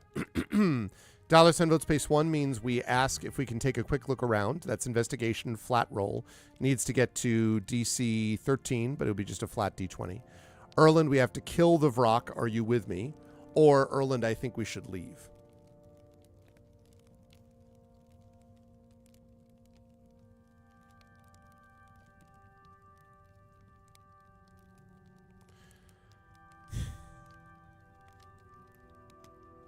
Yeah, well, so this particular one, he's making a non sequitur joke. This particular one actually is pretty recent, Into the Dark. But yeah, you know, I hate to say it, but like sometimes the sort of mom and pop presses don't pay as much attention to QA as they should. Better Games, excuse me. We've run into that ourselves on these streams with some other companies. I do wish sometimes though that they could. I happen to know some freelance editors. Looks at Triffid in chat, who would be very good at being able to make sure that they weren't confusing quaffed, Q-U-A-F-F-E-D, for quaffed, C-O-I-F-F-E-D, or pores, P-O-U-R-S, for pores, P-O-R-E-S, et cetera, you know? But Greg, that costs money. This is what we were talking about before with the art, but it's cheap. I'm like, no, stupid, dumb. Hate it. Let's not. Yeah. Is he got an looks overbite? so cool. He does look so What? cool. Is that an overbite that he's got? Slight. No. Is he smiling? I'm trying to see. That's a slower lip because his upper lip is covered. The fact that you can't tell is not good. Okay, so what makes it look like an overbite? It looks like teeth to me a little bit. Oh, I see the way the yeah. Okay, no, I think. I love the tattoos. Thank That's you. really funny. Oh, now I see it. Yes. Now I see the lip. Terry, does he have a lip ring? Oh, now I see it clearly. I like that his goatee is also curved like the handlebar. All right, so.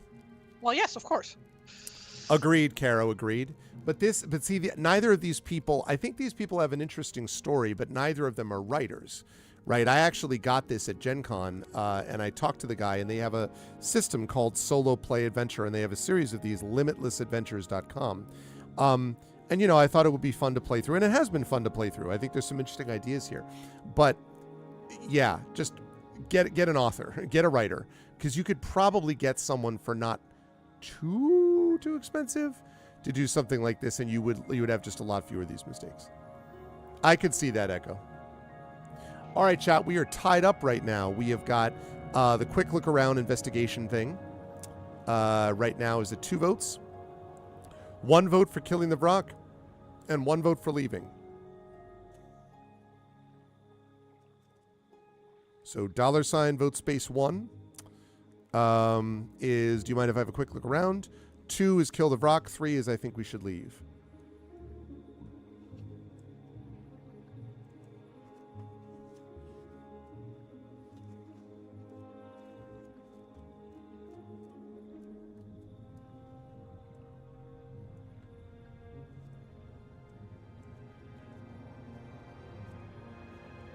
People should hire me more for character design. I mean, yeah. Yeah. I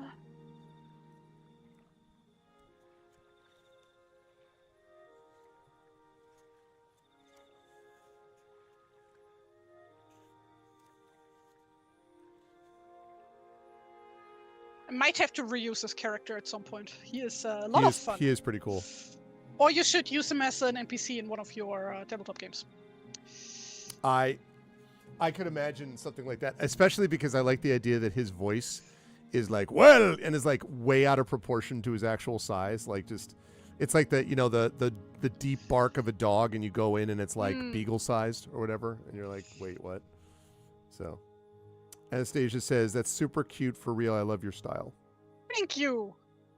Very sweet. Thank you. People should hire TariToons and Triffity Mats. I mean, also, yes.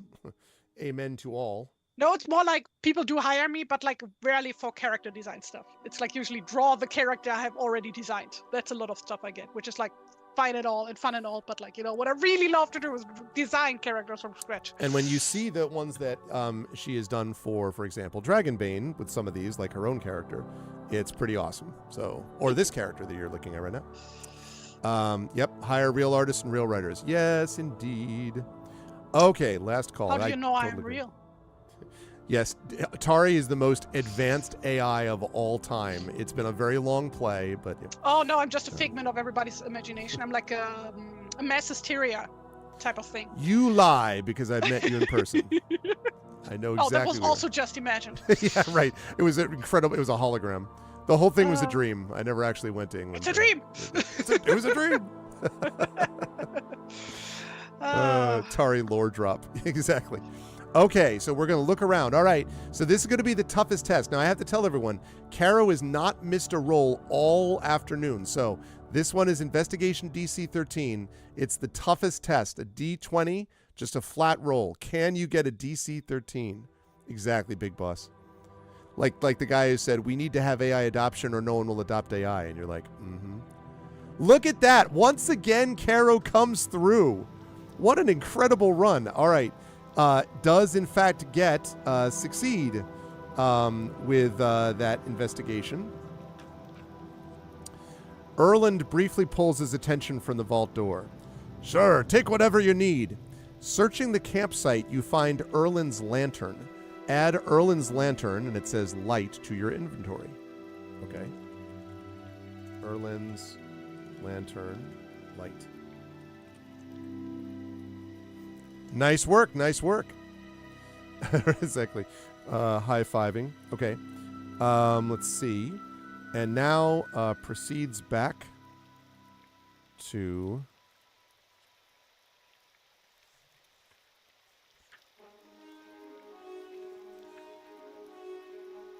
Okay. So that is done. So now the question is, chat, we have two choices. Do we tell Erland we need to kill the Vrock, or do we tell Erland we should leave this place? And either one of these is viable as an option. Do we get Erland and go kill the Vrock, or do we leave?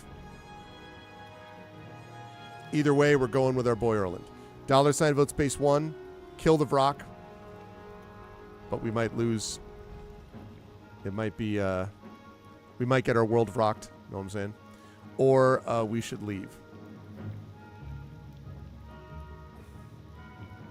$. Vote space 1. We've rock and roll. $. Vote space 2. We leave because of rock.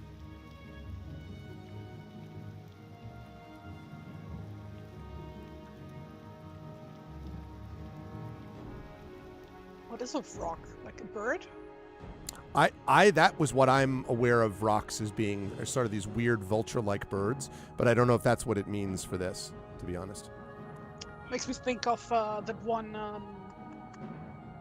indoor roller coaster at Efteling, just called Vogelrok.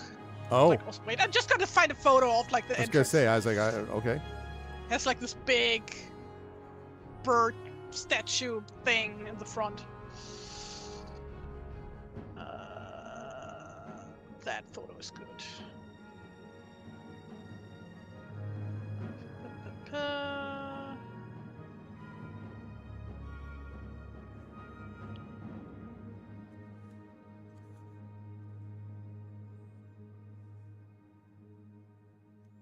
Yeah.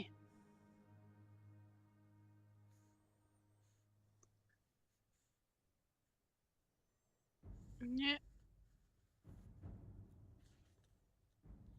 I have too many tabs open. God damn it. Tell us about the nominations. There. I don't think we have nominations happening today. Actually, Triffid could probably help me with this because, again, we just got the schedule kind of tentatively set up today, and I have not finalized it yet. So, like, Patreon Field Game of the Month is not for a couple weeks, right? For a few weeks. What do we tentatively say it was, Triffid?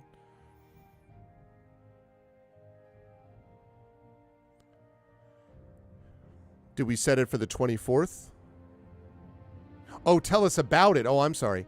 So once a month, we do chat nominates and then votes on a game of the month for me to play. And we've played many of them, and some of them I just play one session and I don't come back to. And some of them, many of them, probably more than half, I play one of and then eventually I come back to and finish it if it's a short enough game to finish. And this can range the gamut. My favorite type of game is role-playing games, but and I reserve the right to veto it if I'm going to play it anyway, or if it's a game that I've played before, or if it's a horror game, because generally I don't like, nothing against horror, I just don't like it. I thought your favorite type of game was Sierra type point and click adventures. Yes, point and click horror. King's Quest. Called Raisin Cane, where you play a raisin, is perfect. I love every. No. Yes. Not a big fan of point and clicks, with very limited exceptions, but otherwise I'm good with most stuff. I love role playing games. I love adventure games, exploration games. Chad has been on a roll of a lot of great ones. Dispatch started as a game of the month. I love Dispatch. That was actually one of my top games of the year last year. Viewfinder, a game that I really enjoyed. That was last month's game of the month. That was really great. Gorgoa was a great one. That was Far Lone Sails was another one. So yeah, gives a lot of different options. What about like puzzle games that aren't like adventure, point and click adventure type puzzle games? Sure, I like The Room. I played on stream The Room, which is like figuring out like a puzzle box and there's a story to it. The House of Da Vinci. Yeah, I like the puzzle stuff for sure. I can, because that's not the same kind of frustrating, adventure game logic type of thing. So because I would love to see you struggle with Freeways on Steam. Freeways. Yeah, I've been playing that a lot lately. Like you just have to make road networks with that one. And it gets really hard. It gets really hard. Yeah, I'm trying to get like all the top scores at the moment, like to get all the stars, for every level. So that might be funny seeing you struggle with that game. I could see it. I actually really enjoyed some of the puzzle box ones that I did. The puzzle oriented ones, which are all kind of in the puzzle. Like I like the Talos Principle. That was a big, sort of a much more extensive puzzle game. So 10 of Tuesdays. Okay, Dragonbane, Saltmarsh by the Dice Roll, Dragonbane. Because we have 2 for Dragonbane. I see. No, it's okay. What we'll do is we'll do the chat chosen game of the month then. Would probably fit onto a Thursday night or maybe know about a Saturday. Probably a Thursday night is when it would fit, so that's okay. We can still I'd rather that we get started with a good rousing set of Dragonbane sessions. That would be the most important thing. We'll still do the Chechos game of the month, but we'll do it on like a Thursday night is all. So, because otherwise we don't get unless if Mike can't make the Salt Marsh on the 17th, and then we have to do like another Sunday instead, then that Tuesday will be freed up. But either way, it wouldn't be starting now. We would probably do nominations, I think, next week. But anyway, that's what it is. Yeah, Kathy Rain 2 is peak. Kathy Rain 1 was okay. I did not mind that game. That was solid. I could see myself, and yes, Echo is tried. But the way it works is that usually people will nominate a game, and almost always it'll eventually get, like Nonstop nominated Wizardry, which if you hang around my channel for a while, at some point you'll hear my rant about Wizardry. But nominated Wizardry 8 like multiple times, and finally it came through, and I played it once and never played it again. No. And then Tren nominated World of Goo for many months in a row, and then eventually it got picked up. So. Right. So we'll have to think about that. That's true. I'll have to think about that, Triffid. Okay, I'll think about that. At least for this first month, I want 2 Dragonbane sessions if we can get them. After that, we'll sort of play it by ear and we'll see. But yeah, I know and Echo makes a good point about it being the only EU day. That's right, because of the time that I'm actually streaming. And we've had good turnout today, by the way. So, all right, all of you have decided to bring this poor innocent gnome, this one that you can see Tari working on, this hipster. This one who's going to obviously play the ukulele in his spare time and drinks only craft beers. This one is going to help us with the Vrock. That's hipsters are really different in the US than over here, are they? Yeah, it's a different vision. My vision of a hipster, is someone who thinks that Death Cab for Cutie was awesome before anybody knew they existed and stuff. Well, I have never heard of them. So. See, that you would have fit for the hipster at that point. Okay, so. All right, we are going to kill the Vrock. Kill the Vrock. All right, so let's see. So once we do that, so the Awakened Mithril Vault.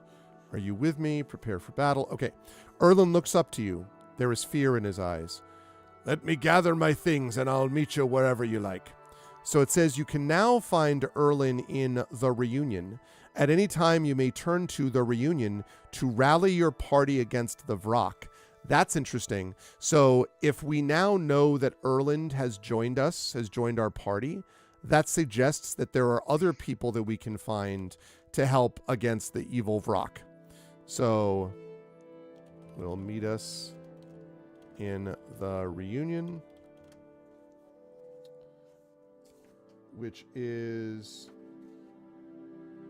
3N.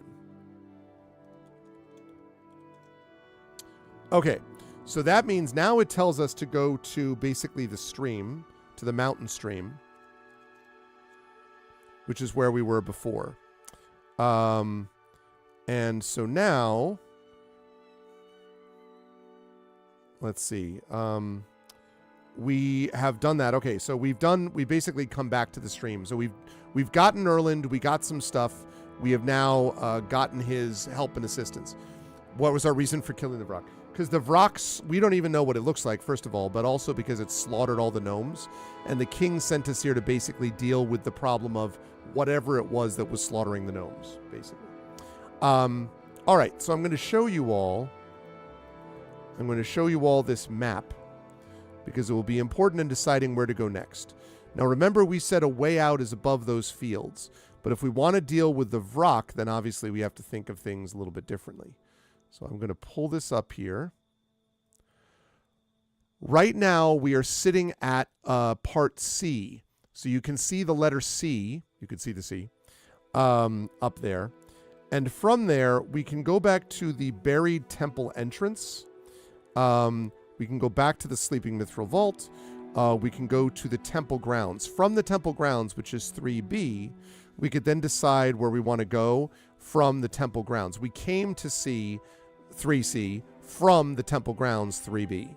So basically the question is, do we want to go back to 3A, which is that buried temple entrance? You can see that at the top left of that drawing of the map. Or do we want to go to 3B, which are the temple grounds where the clerics were slaughtered? And you can see that about the center of that map there. 3A is the temple entrance. 3B is the temple grounds. So for this one, I'm just going to open a simple one or the other choice. $ vote space 1 means we go back to the temple entrance. That's A on your map. $ vote space 2 means we go to the temple grounds. That's B on your map. So it's almost 9 p.m. Oh, and there's a cat. Oh. Hi. Hello, Lorelei.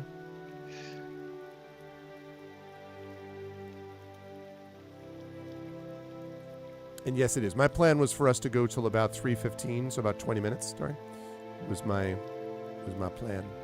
Again, please. How long? Sorry, till 3:15. So we have about another 20 minutes. Was my plan. So well, let's see. Currently, I don't have really anything to draw because nothing is happening. That's right. That's right. Now that we've actually figured out all that, we're getting back to the temple grounds, and we'll have something pretty soon. Okay. In the meantime, cat cuddles. Cat cuddles. No, don't get to the microphone.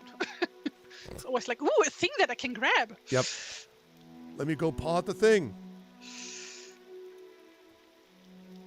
Mine is just asleep, hanging out. Mm. No sign of the orange one. Tari, if he's a true hipster, why isn't his name embroidered on the shirt? Big Boss wants to know. It is, but the suspenders are. Oh, the suspenders are blocking it. Mm. Echo wants to know if the chair has been destroyed yet, Tari, because Lorelei is on top of it very often, he remembers.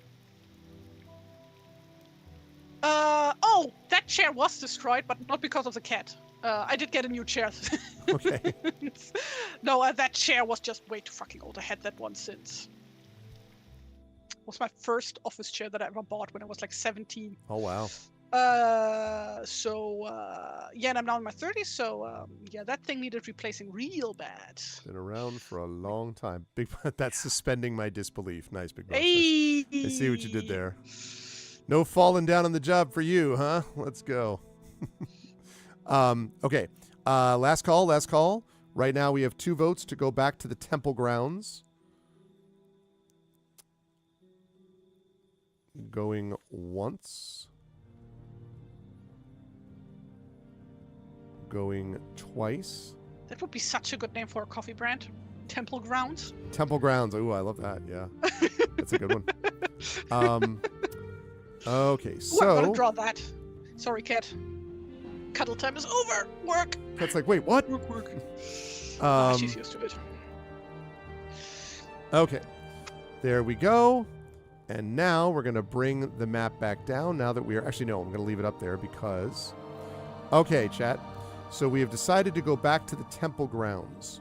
So, the ground is poisoned where the fallen clerics lay. The plants have withered around their exposed black viscera. The rest of the flora, in an act of self-preservation, curled itself away from the blight, creating a turbulent, swirling pattern throughout the grass. The wind swells once more, carrying the stench of death with it.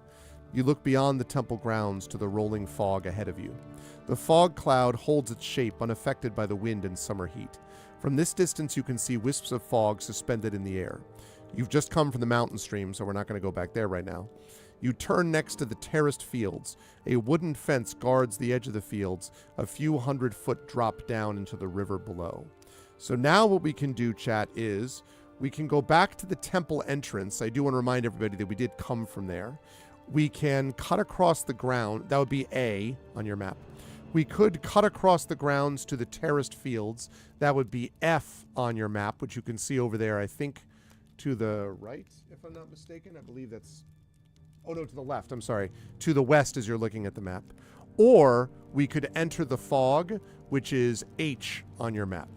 So we've been to the temple already. We've been to the temple, and we've been to the mountain stream. So really the question here is, do we go to the terraced fields, which is to the left, or do we go to the fog, enter the fog, which is to the south? So again, I'm going to open this up. $vote space 1 means we're going to go down to the terraced fields. $vote space 2 means we're going into the rolling fog. And remember, we are going to have to try to confront the Vrak, but to do so, we need to try to get a couple of people. We got Erland already. Maybe we think we can just take him with Erland, or maybe we want to have another one to join us. So, you tell me. $vote space 1 is the terraced fields. $vote space 2 is the fog. The deadly acidic rolling fog.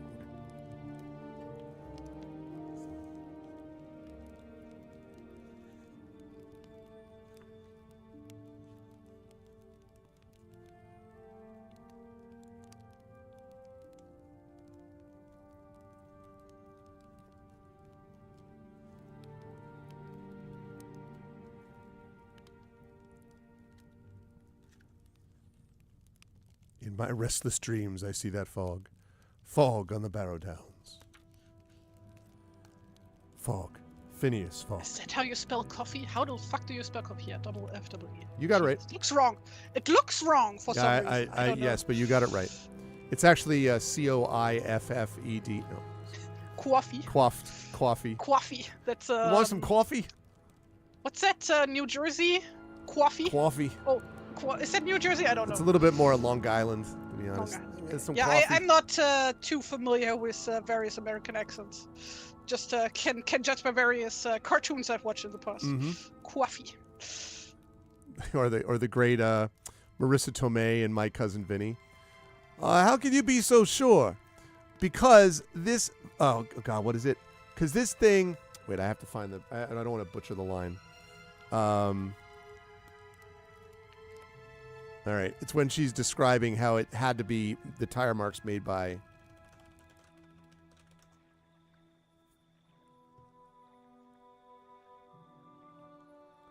Okay.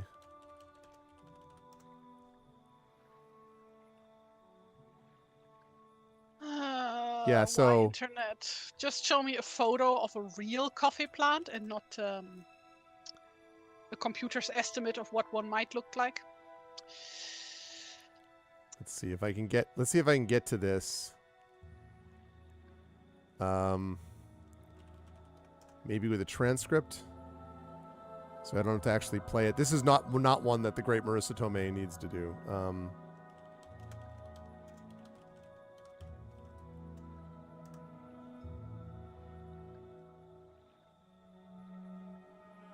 I'm not I do say all the time that I drink my coffee on stream. It's not actually coffee. It's like instant chocolate cappuccino. Oh, so it's a little bit different. It tastes like the hot chocolate. A little less sweet, but it has all the caffeine of regular coffee. So I think I'm saying that because I'm not actually a coffee person. I see. Yeah, very much a tea person. Yeah, so she says, she's describing this whole thing, and then she says, the defense is wrong. And then she says, because this thing, which I know is dead on balls accurate. And the dead on balls accurate is a line that my friends and I used to quote. Is that the one with the car where it's like a specific type of car yes. and it can only make some... Yeah. It's I dead literally on watched balls that accurate. clip like the other day because somebody on Tumblr had posted it. So funny. My cousin Vinny is great. Okay. No, that's right. Because Chevy didn't make it 327 and 55. The 327 did not come out until 62. Oh, man. Okay, so chat has decided that we are going to go into the dangerous rolling fog. All right, chat, listen. Y'all said you wanted to go into the fog. I should also set a save point, I think.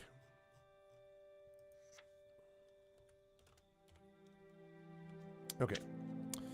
Here we go. Oh, actually, wait. 3C is already a save point, so never mind, because we already have that. Okay, rolling fog. Rolling. All right. It's going to be one of the last ones. Looks like we'll be finishing next time, but we will finish next time. The earth trembles. The Vrak collides against the ground like a meteor strike, dissipating the fog around it briefly before becoming enveloped once more. You can hear the creature drawing deep, snorting breaths between its inquisitive squawks. Well, I guess we know it's a bird then. If the path was not beneath your feet now, you never would find your way out of the fog. Every minute movement in the air feels like the creature is inches away. Its growling breath sounds like it's coming from every direction. You can hardly hear anything above the sound of your own heartbeat pulsing in your ears. The creature's deafening shriek pierces through the fog coming from behind you. Oh no. All right. So it says anytime you return to the rolling frog and the Vrak is still alive, you must choose an action and roll again. All right. So here are the choices. We can run. That's athletics. And it's DC 13. Athletics is not our thing. Deception.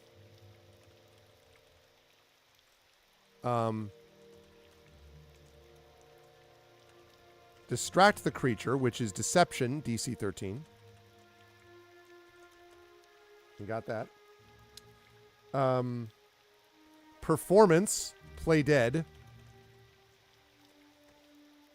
Play dead, performance, what I meant to say. Again, that's DC 13. It's also... Oh, I did spell that right. Okay, good. Performance, DC 13.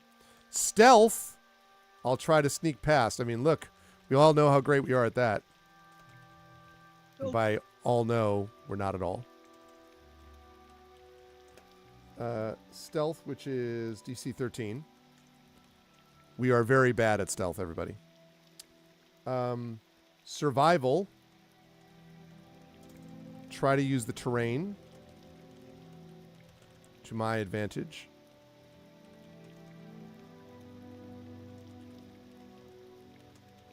That's just a +1. You okay? Long layer. Okay, Divine Sense, which I don't think we have. We don't have that. Paladin. Or fight. Hey, chicken, get over here. Ain't nobody called me a chicken. If we do that, by the way, chat, we're going without Erland. So that fight one is not a great option in my view, because we're going to be going in alone if we do it from here. So $vote space 1 means we run athletics. We're not great at that. DC 13. $vote space 2 means we distract the creature. We do actually have a +2 on athletics, but we have a -1 for strength, so we have +1. So DC 20 +1 to run. That's $vote space 1. $vote space 2 is distract the creature. That's deception. We have charisma, so that'll be a +1 on that. $vote space 2 if you want to do that. Performance. Now we do have +2 on performance and +2 with charisma, so that one +1, so that's +3. So we could play dead, D20 +3. We could try to sneak past. We have disadvantage on stealth checks, otherwise known as the Tari rule. So probably not a good idea to do that. Try to use the terrain to my advantage. That's survival. That would be just +1, again, DC 13, or fight. And again, if we fight, we really don't have any options, or at least not a lot of them, theoretically. You gotta fight for your right to be slaughtered. Do. No, sleep till gnomedom. Terrain against a flying creature. Yeah, well, it's a good question, Big Boss. I guess maybe you dive below trees or something. So, what do we think? We've got distract, we've got play dead. Really good turnout today. I'm very pleased to see that.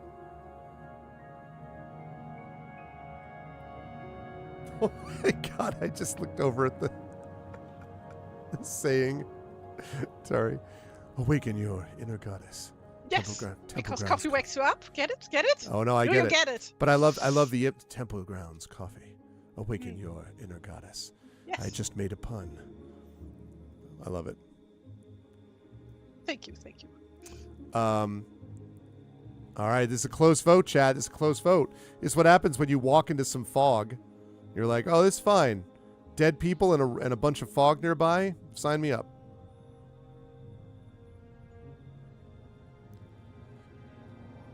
It basically says, by the way, Big Boss, use the terrain to the advantage to go around. That's the theory.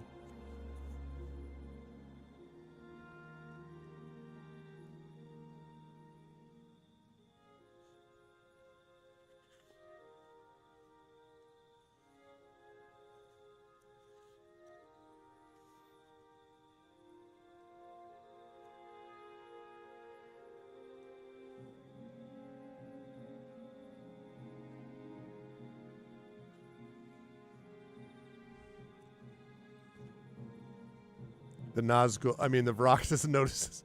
Fair, fair, fair. All right, last call, everybody. Going once. Going twice. All right, we're going to play dead. All right, Caro, can you keep the run going? Performance, again, is +2. We have 1 for charisma, so it's +3 total. So we're looking at D20 +3, and we're aiming for a 13. So we need a 10 or higher. Can we do it, Caro? That's the question. Well, chat, we knew this day would come. A critical fail. Apparently what we did was throw ourselves into the creature. we knew it was coming at some point. The cycle is broken. You throw yourself to the ground beside a dead horse as heavy footsteps approach. You feel the warmth of its breath on your back. You turn to look, face inches from the creature's beak, ready to pluck you from the ground. Proceed to 3-0, fleeing from the Vrock brood mother. The beast steps forward, a hellish vulture-like fiend. Bloody scars of its... Wait a second. There we go. Oh, I'm sorry. Of its previous battle with the part... Oh, I'm sorry. I was reading the wrong thing. Fleeing the Vrock broodmother, because we haven't actually fought it yet. Okay.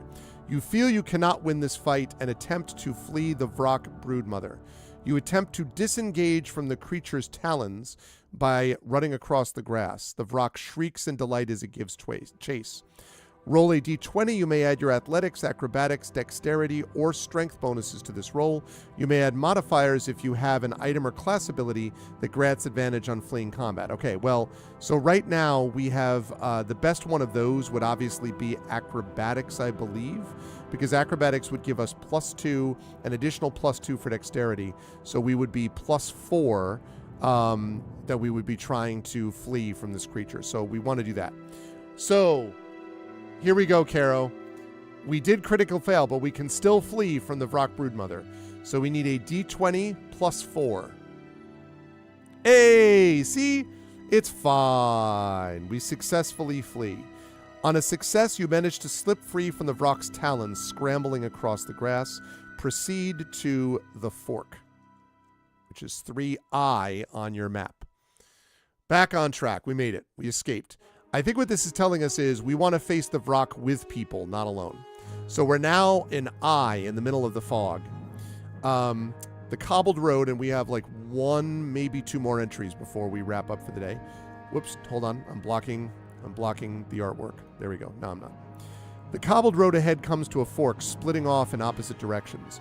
At the intersection, each road is labeled with a posted sign written in Gnomish. The path on either side of you is heavily obscured by the fog.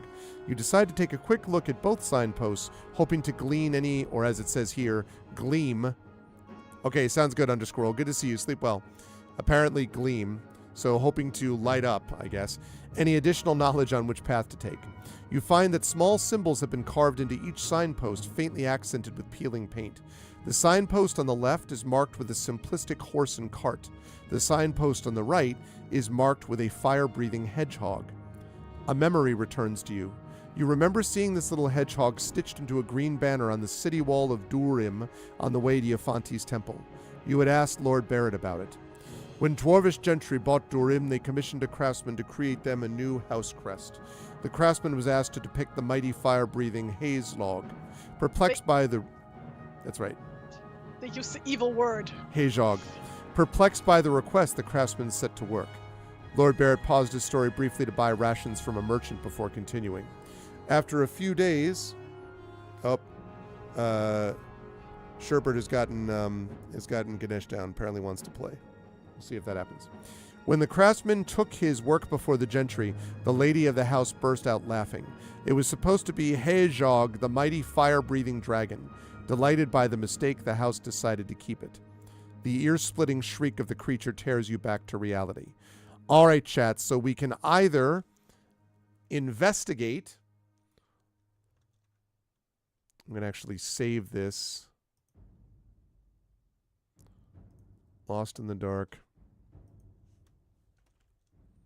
In the fog poll. Okay. So now I'm going to clear these. So we can either look around and see if there's something useful. That's investigation. But it's DC 17 because, again, fog. And that would be a flat roll for us. Or perception.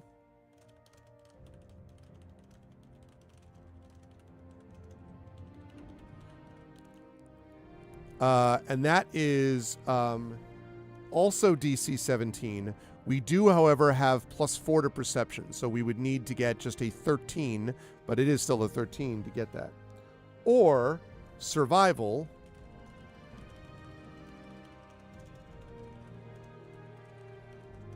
Which is DC 13. And we have a +1 to that because of our wisdom. So, $vote space 1 is look around and see if there's anything useful. That's investigation. DC 17, a flat roll. $vote space 2 is I can hardly see anything in this fog. Use perception. That's DC 20 +4, also trying to get a DC 17. Or what's the better choice here? That's survival.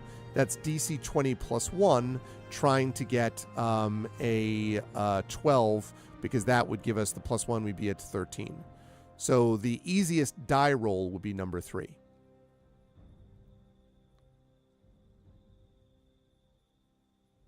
They used the bad word, Greg. Which one? Pressed. Pressed? You don't like the word? No, I explained many times because I used the word wrong. Oh, that's right. Yeah. Yes. Do I have to do my rant again? No, I remember that rant. Yes. They have done those things. That's true. That's funny. All right. A lot of people are thinking about what's the better choice here with survival.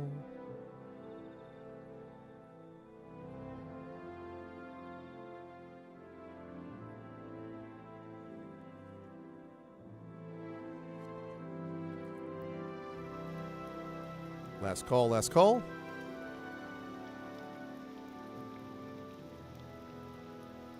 All right, going once. Going twice.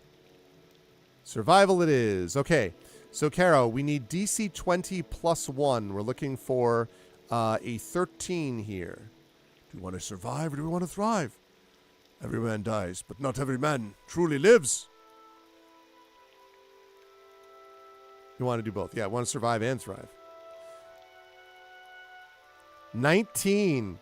Caro continuing to make up for almost being destroyed by the rock. Okay. So, survival. You think carefully about the paths before you.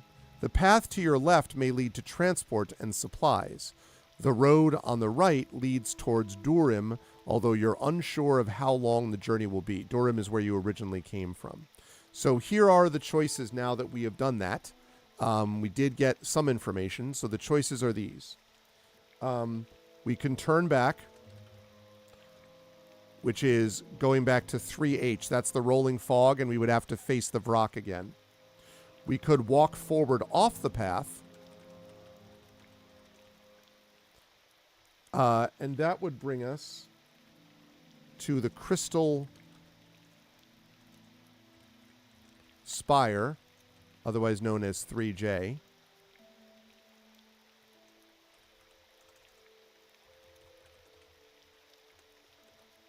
We could follow the cobbled road to the left.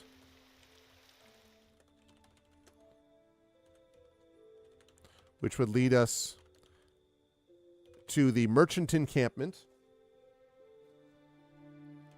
3L. Or follow the road to the right, which is the road to, I think it's 2U's. Yeah. Durim. And that is 3M.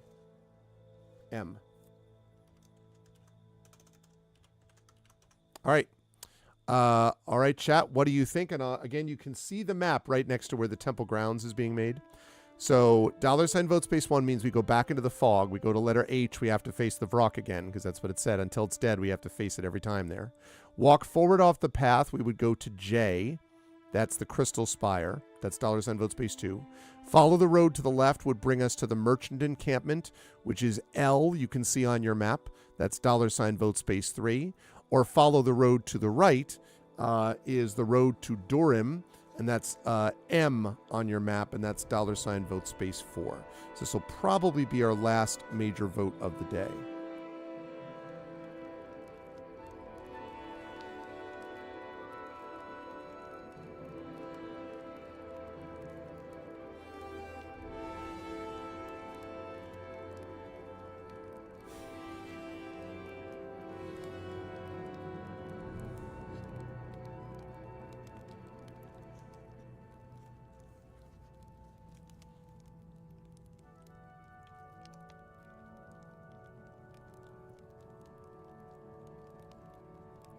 Are we age restricted here? I think we want pizza. Sorry, Imaginary. Did you say, were we age restricted here? Restricted for, in terms of like what's, I mean, this is kind of steampunky, obviously. Dealing with gnomes, so we got that going on. Gnomes are steampunk? What? There's because of the tinkering that they do. So there's always like, goggles and steamworks and like the stuff inside, the temple guardian even that we had was all like crystal fragments and stuff and that kind of thing. All right, I see some good possibilities here. Last call. $vote space 1, we turn back. 2, walk forward off the path. 3, follow the road to the left to the Merchant Encampment.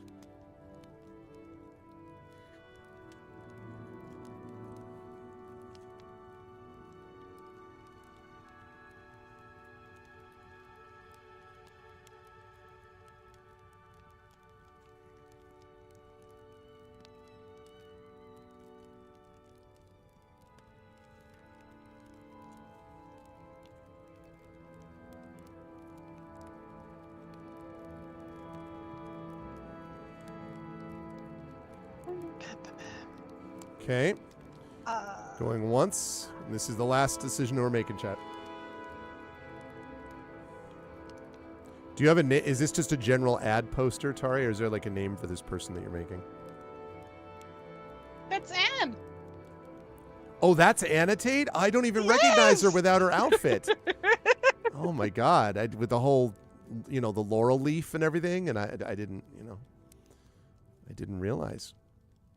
Awaken your inner goddess. Did you know that people can change their clothes that they're wearing? I feel like Annotate is sort of like welded to her, permanently infused in her outfit. She's chilling. Because she's a cartoon character. Well, yeah. Yeah, that would do it. Prince Justin. Huge if true. That's funny. Okay. All right. We've decided to follow the road to the Merchant Encampment. This is actually going to be a good place because we'll read this and then we will stop. And then next time we should be able to finish because I think based on what this is looking like to me. So, 3L. There we go. Fleeting memories. A memory returns to you as you travel. Yes, you remember the fire. You had been out all night, sneaking out to the pond with your friends once again. You returned to your home to see it going up in a blaze, smoke rolling up from the shattered bedroom windows. You could not help but wonder if it was your fault. Had you left a lantern burning when you left? Left. No, it couldn't have been your fault. Right? No, left. The smell of burnt wood hangs in the air. Stepping out of the fog, you see a merchant encampment has been burnt to cinders. The smoldering wagons collapse under their own weight. The few unaffected by the fire have been hurled against the cliff face. Okay, and I'll read this section because it'll set us up nicely for the next time. You cross a stone bridge 1.5 carts wide over a mountain stream. The well-traveled path has been worn through by hoofprints and wagon wheels. Flies grow thick in the air here. Pieces of the merchants lay among the grass. Jesus, this thing destroyed everybody. Nearing the center of the camp, you walk around a communal fire pit. The last meal cooked is burnt into an undefinable lump at the bottom of an iron pot. You follow the hoofprints towards the rocky incline at the back of the encampment. You determine escaping up the cliff face would be impossible, finding the rock too steep to climb. You find an empty paddock nearby, shaded by a gnarled tree growing out of the cliff face. The paddock's gate barely hangs on by a single hinge. A dirtied water trough made out of half a cask has leaked onto the ground.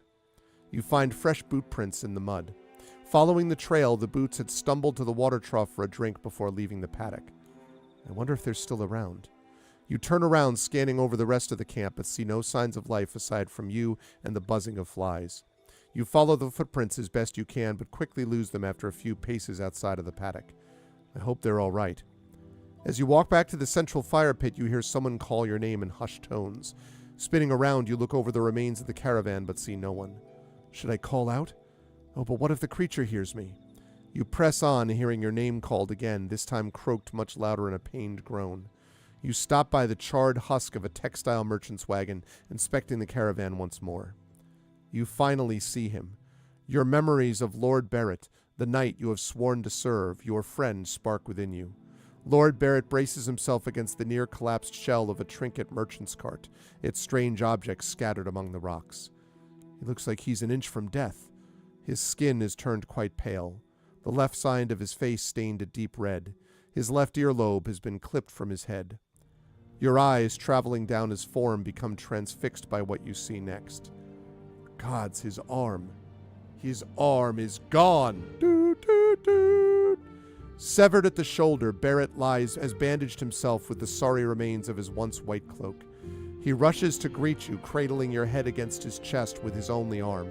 Tears stream uncontrollably down your face, and you struggle to tear your gaze away from the dried blood. Are you all right? Barrett asks. You nod. Good. That's good. He sighs in relief. Now, what are you still doing here? All right, so we found Barrett. So that means next time we've already found Erland, we found Barrett, and we'll be able to start there with those two survivors. We found him with,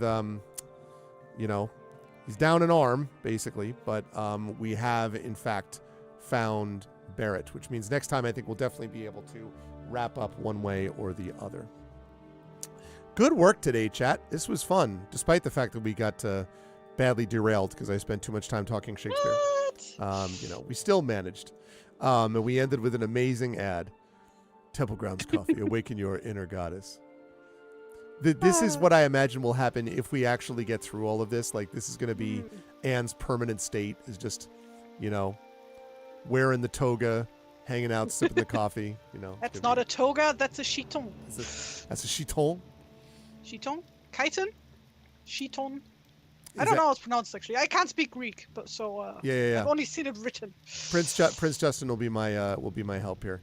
Is it she, as in it's chiton? Chiton. Okay, he says. Yeah, but that's just an English, right? Big Boss is Greek. So Big Boss gave it to me in Greek, which unfortunately is not going to... Well, I can't read Greek, so... Big Boss, is that how you would pronounce it? Prince Justin I trust, but of course, as the native Greek here. High ton with an emphasis on ton. High ton? But is it... But it's high, so chiton or chiton. You're wearing a chiton. No, not a K. There's no K. Actually, he. Oh, it is a he. Actually, he. So a hiton. Yeah, I never trust any native English speaker with any Greek pronunciation because the way you guys pronounce Heracles is just all of the name. Hercules? That's not Greek. That's Latin. It should be like Heracles or something. Well, I don't know. I just know the German pronunciations. Yeah. Actually, when I first watched Disney's Hercules in English, I grew up with the German version. And I heard all the names being pronounced. That broke something in my brain. Because none of the names are pronounced how I would pronounce them. But I also don't know if German is any more correct than English. So. I see. Well, this seems like it seems we got it. So, Hiton. All right, very cool. So we did it, Jet. Hi, Ton. Hi, Ton. So we did it. All right, Tari, do you want to go through the drawings that we did for today, please? Yes. So our warm up was a little ducky. Little doggy, we're the little one. Ducky. Because I like drawing duckies. Interesting, Prince Justin. Then this one took a while. Whole ass landscape drawing. Yeah, that was super cool. I like that. Thank you. The waterfall, which has got the little the spray as it hits the stream there, and then looking around. That was cool. I like that zoom out motion. Okay, and Prince Justin loves this one, not surprisingly. Okay. Yes, and our boy hipster Erland. gnome. Which, by the way, is it English? In German would be pronounced gnome. Gnome. Gnome. Oh, please tell. I wish it were gnome. No, not gnome. Gnomish. What gnome? Gnome. Gnome. It's one gnome. Gnome. Gnome. Da-da-da-da. But yeah. Da-da-gnome. Not Da-da-da-da. gnome. Like the Da-da-gnome. G is not silent. Da-da-gnome. We don't really do Da-da-da-da. silent letters in German, I guess. No, everyone needs to know every letter that you're saying at all times.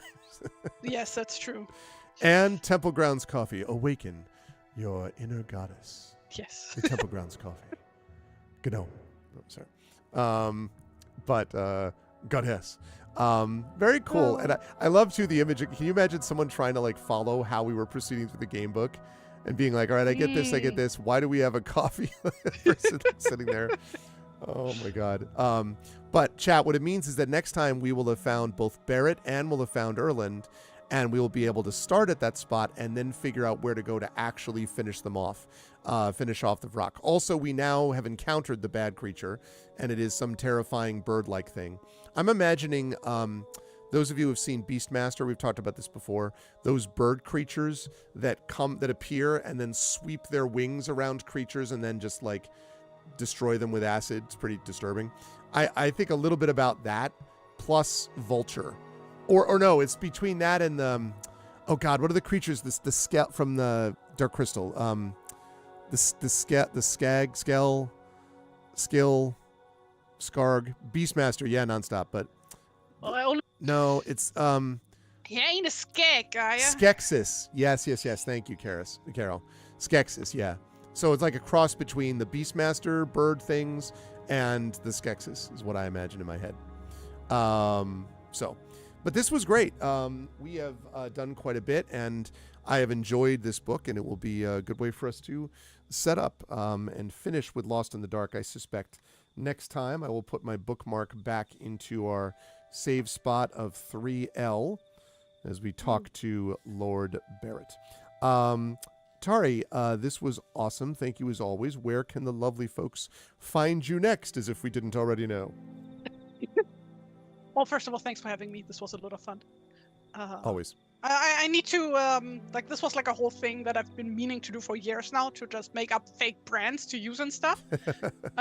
So yeah, this is like one for the list now. Temple Grounds Coffee. I love it. Thank you. Yeah, people can find me on Tumblr, on Blue Sky, and on kara.app at TariToons. Where I post my drawings and things.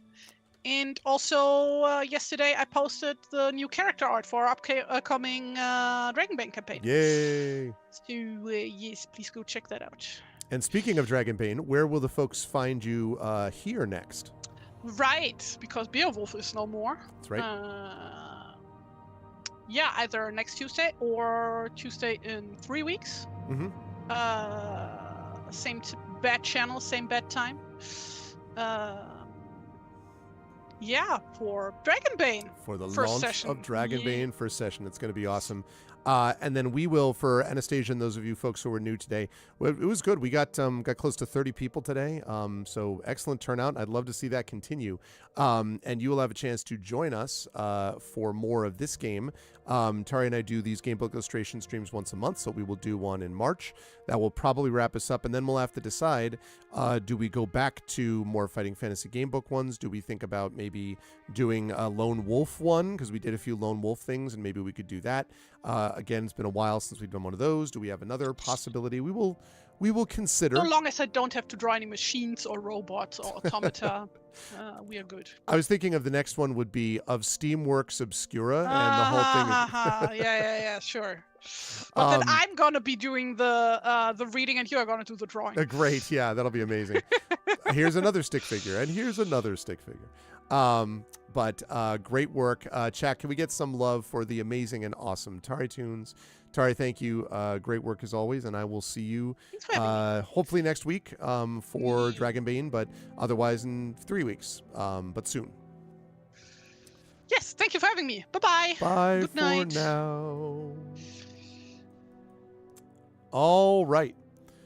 Good stuff. Really enjoyed that. This went very well today. So very, very pleased. And as you can see, my cat is returned to its place. Actually, I don't know what happened to the other. The other cat was here and like got Ganesh down there, and Ganesh was like, "All right," and then Ganesh was like, "Okay, now I think I'm done." Yeah, I'm talking about you. Okay, there's Ganesh. Ganesh is settled. Almost settled. How you doing, Ganesh? All right. So that was really fun. I really enjoyed that. And I liked the fact that we had this sort of wide-ranging discussion about Shakespeare and, games and real human art and all that kind of good stuff. That was great. But we're not done streaming. We're done streaming here for today, but we are not done streaming overall because I am going over to GOG.com's Twitch channel now at 4 p.m. Eastern, top of the hour. I'm going to be playing more Breath of Fire 4. We have made big progress in that game, so we've got more pen and pixels coming at you with Breath of Fire 4. And then we'll be off until Thursday. Thursday, we do more Metroid Prime 4 Beyond. We are moving into the latter stages of that game. Really having a great time with Metroid Prime 4 Beyond.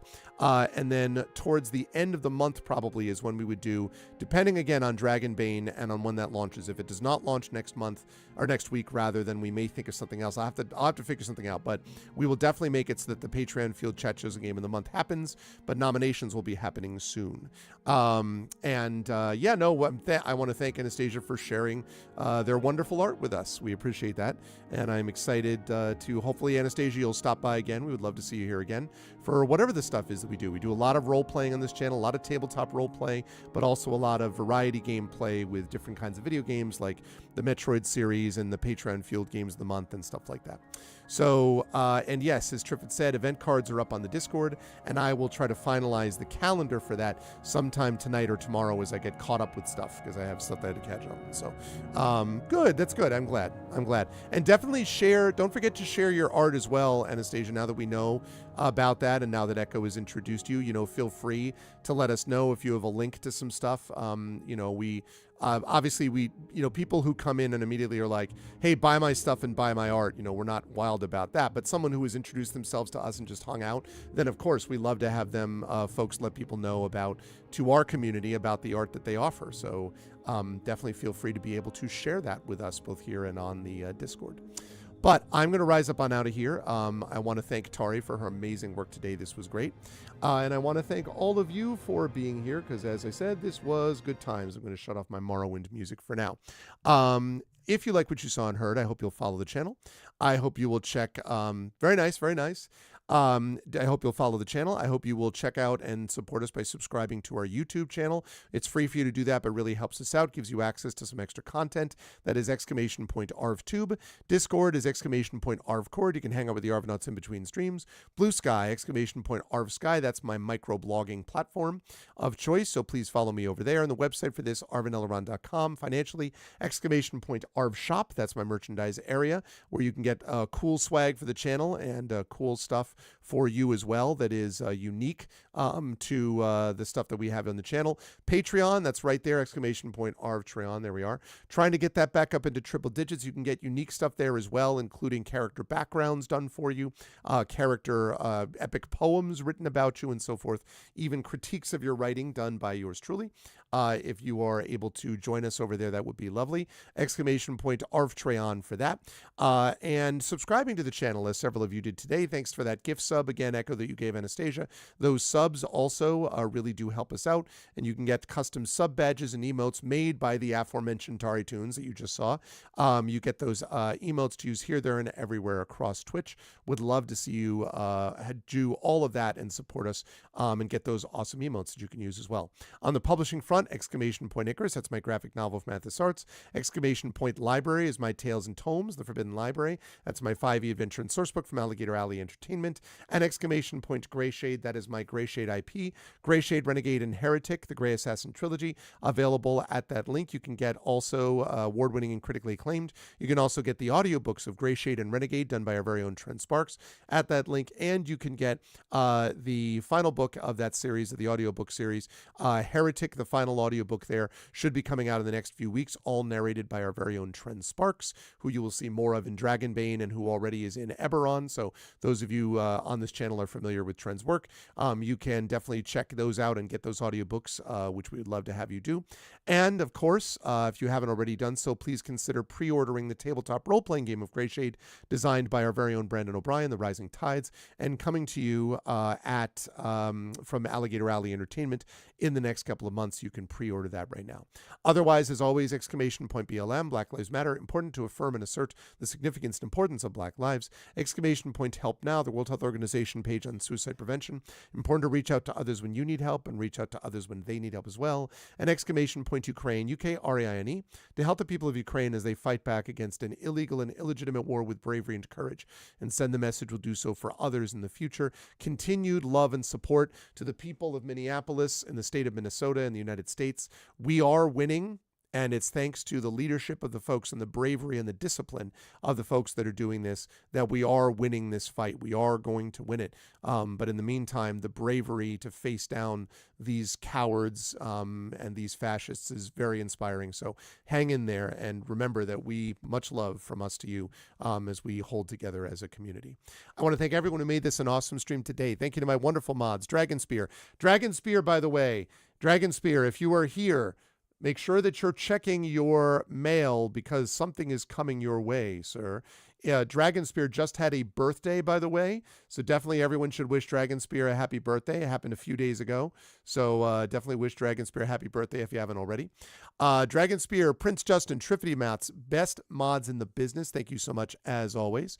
Thank you to my wonderful Patreon supporters and subscribers, Dragon and Prince Justin and Triffid and let's see, also Nonstop and Echo Alpha, and now Anastasia and Imaginary Exponent all supported us. So thank you so much for that. And thank you to my wonderful viewers. Thank you to Betrader, to Big Boss, to Butthurt Gamer, Craigery, Darth Sisu, Effect Life, Galen, Hilness, Jagtris, Caro, of course. Caro, perhaps the greatest display of rolling we've seen on this channel, literally had one miss, and it was a crit miss. Everything else was a big success. So good work, Carol, on the rolling today. Thanks to Cubix, to TNS Mephiston, as always, and to Valerian Gamer. Great turnout today, everybody. Really appreciate that. It really, really helped. A really lively, fun chat. So I love it. Let's keep it up with everything that we do here. That's always appreciated. That's going to do it for me here, but I'll be over on GOG.com's Twitch channel at the top of the hour as I realize, wait a second, I have to save this character. Just a moment. Saved. It's February 3rd, 2026, and saved. There we go. Now I have that saved. I get rid of the polls. I get rid of this. I get rid of this.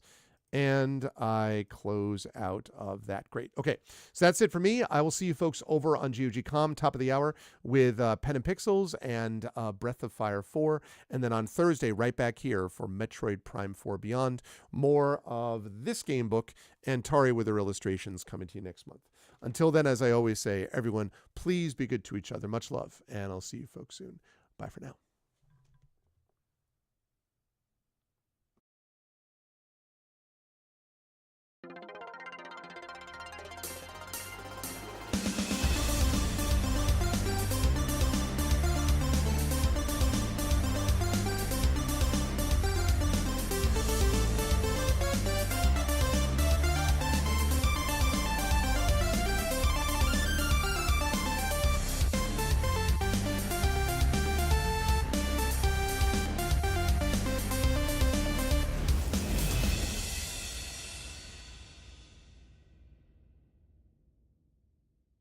Huh?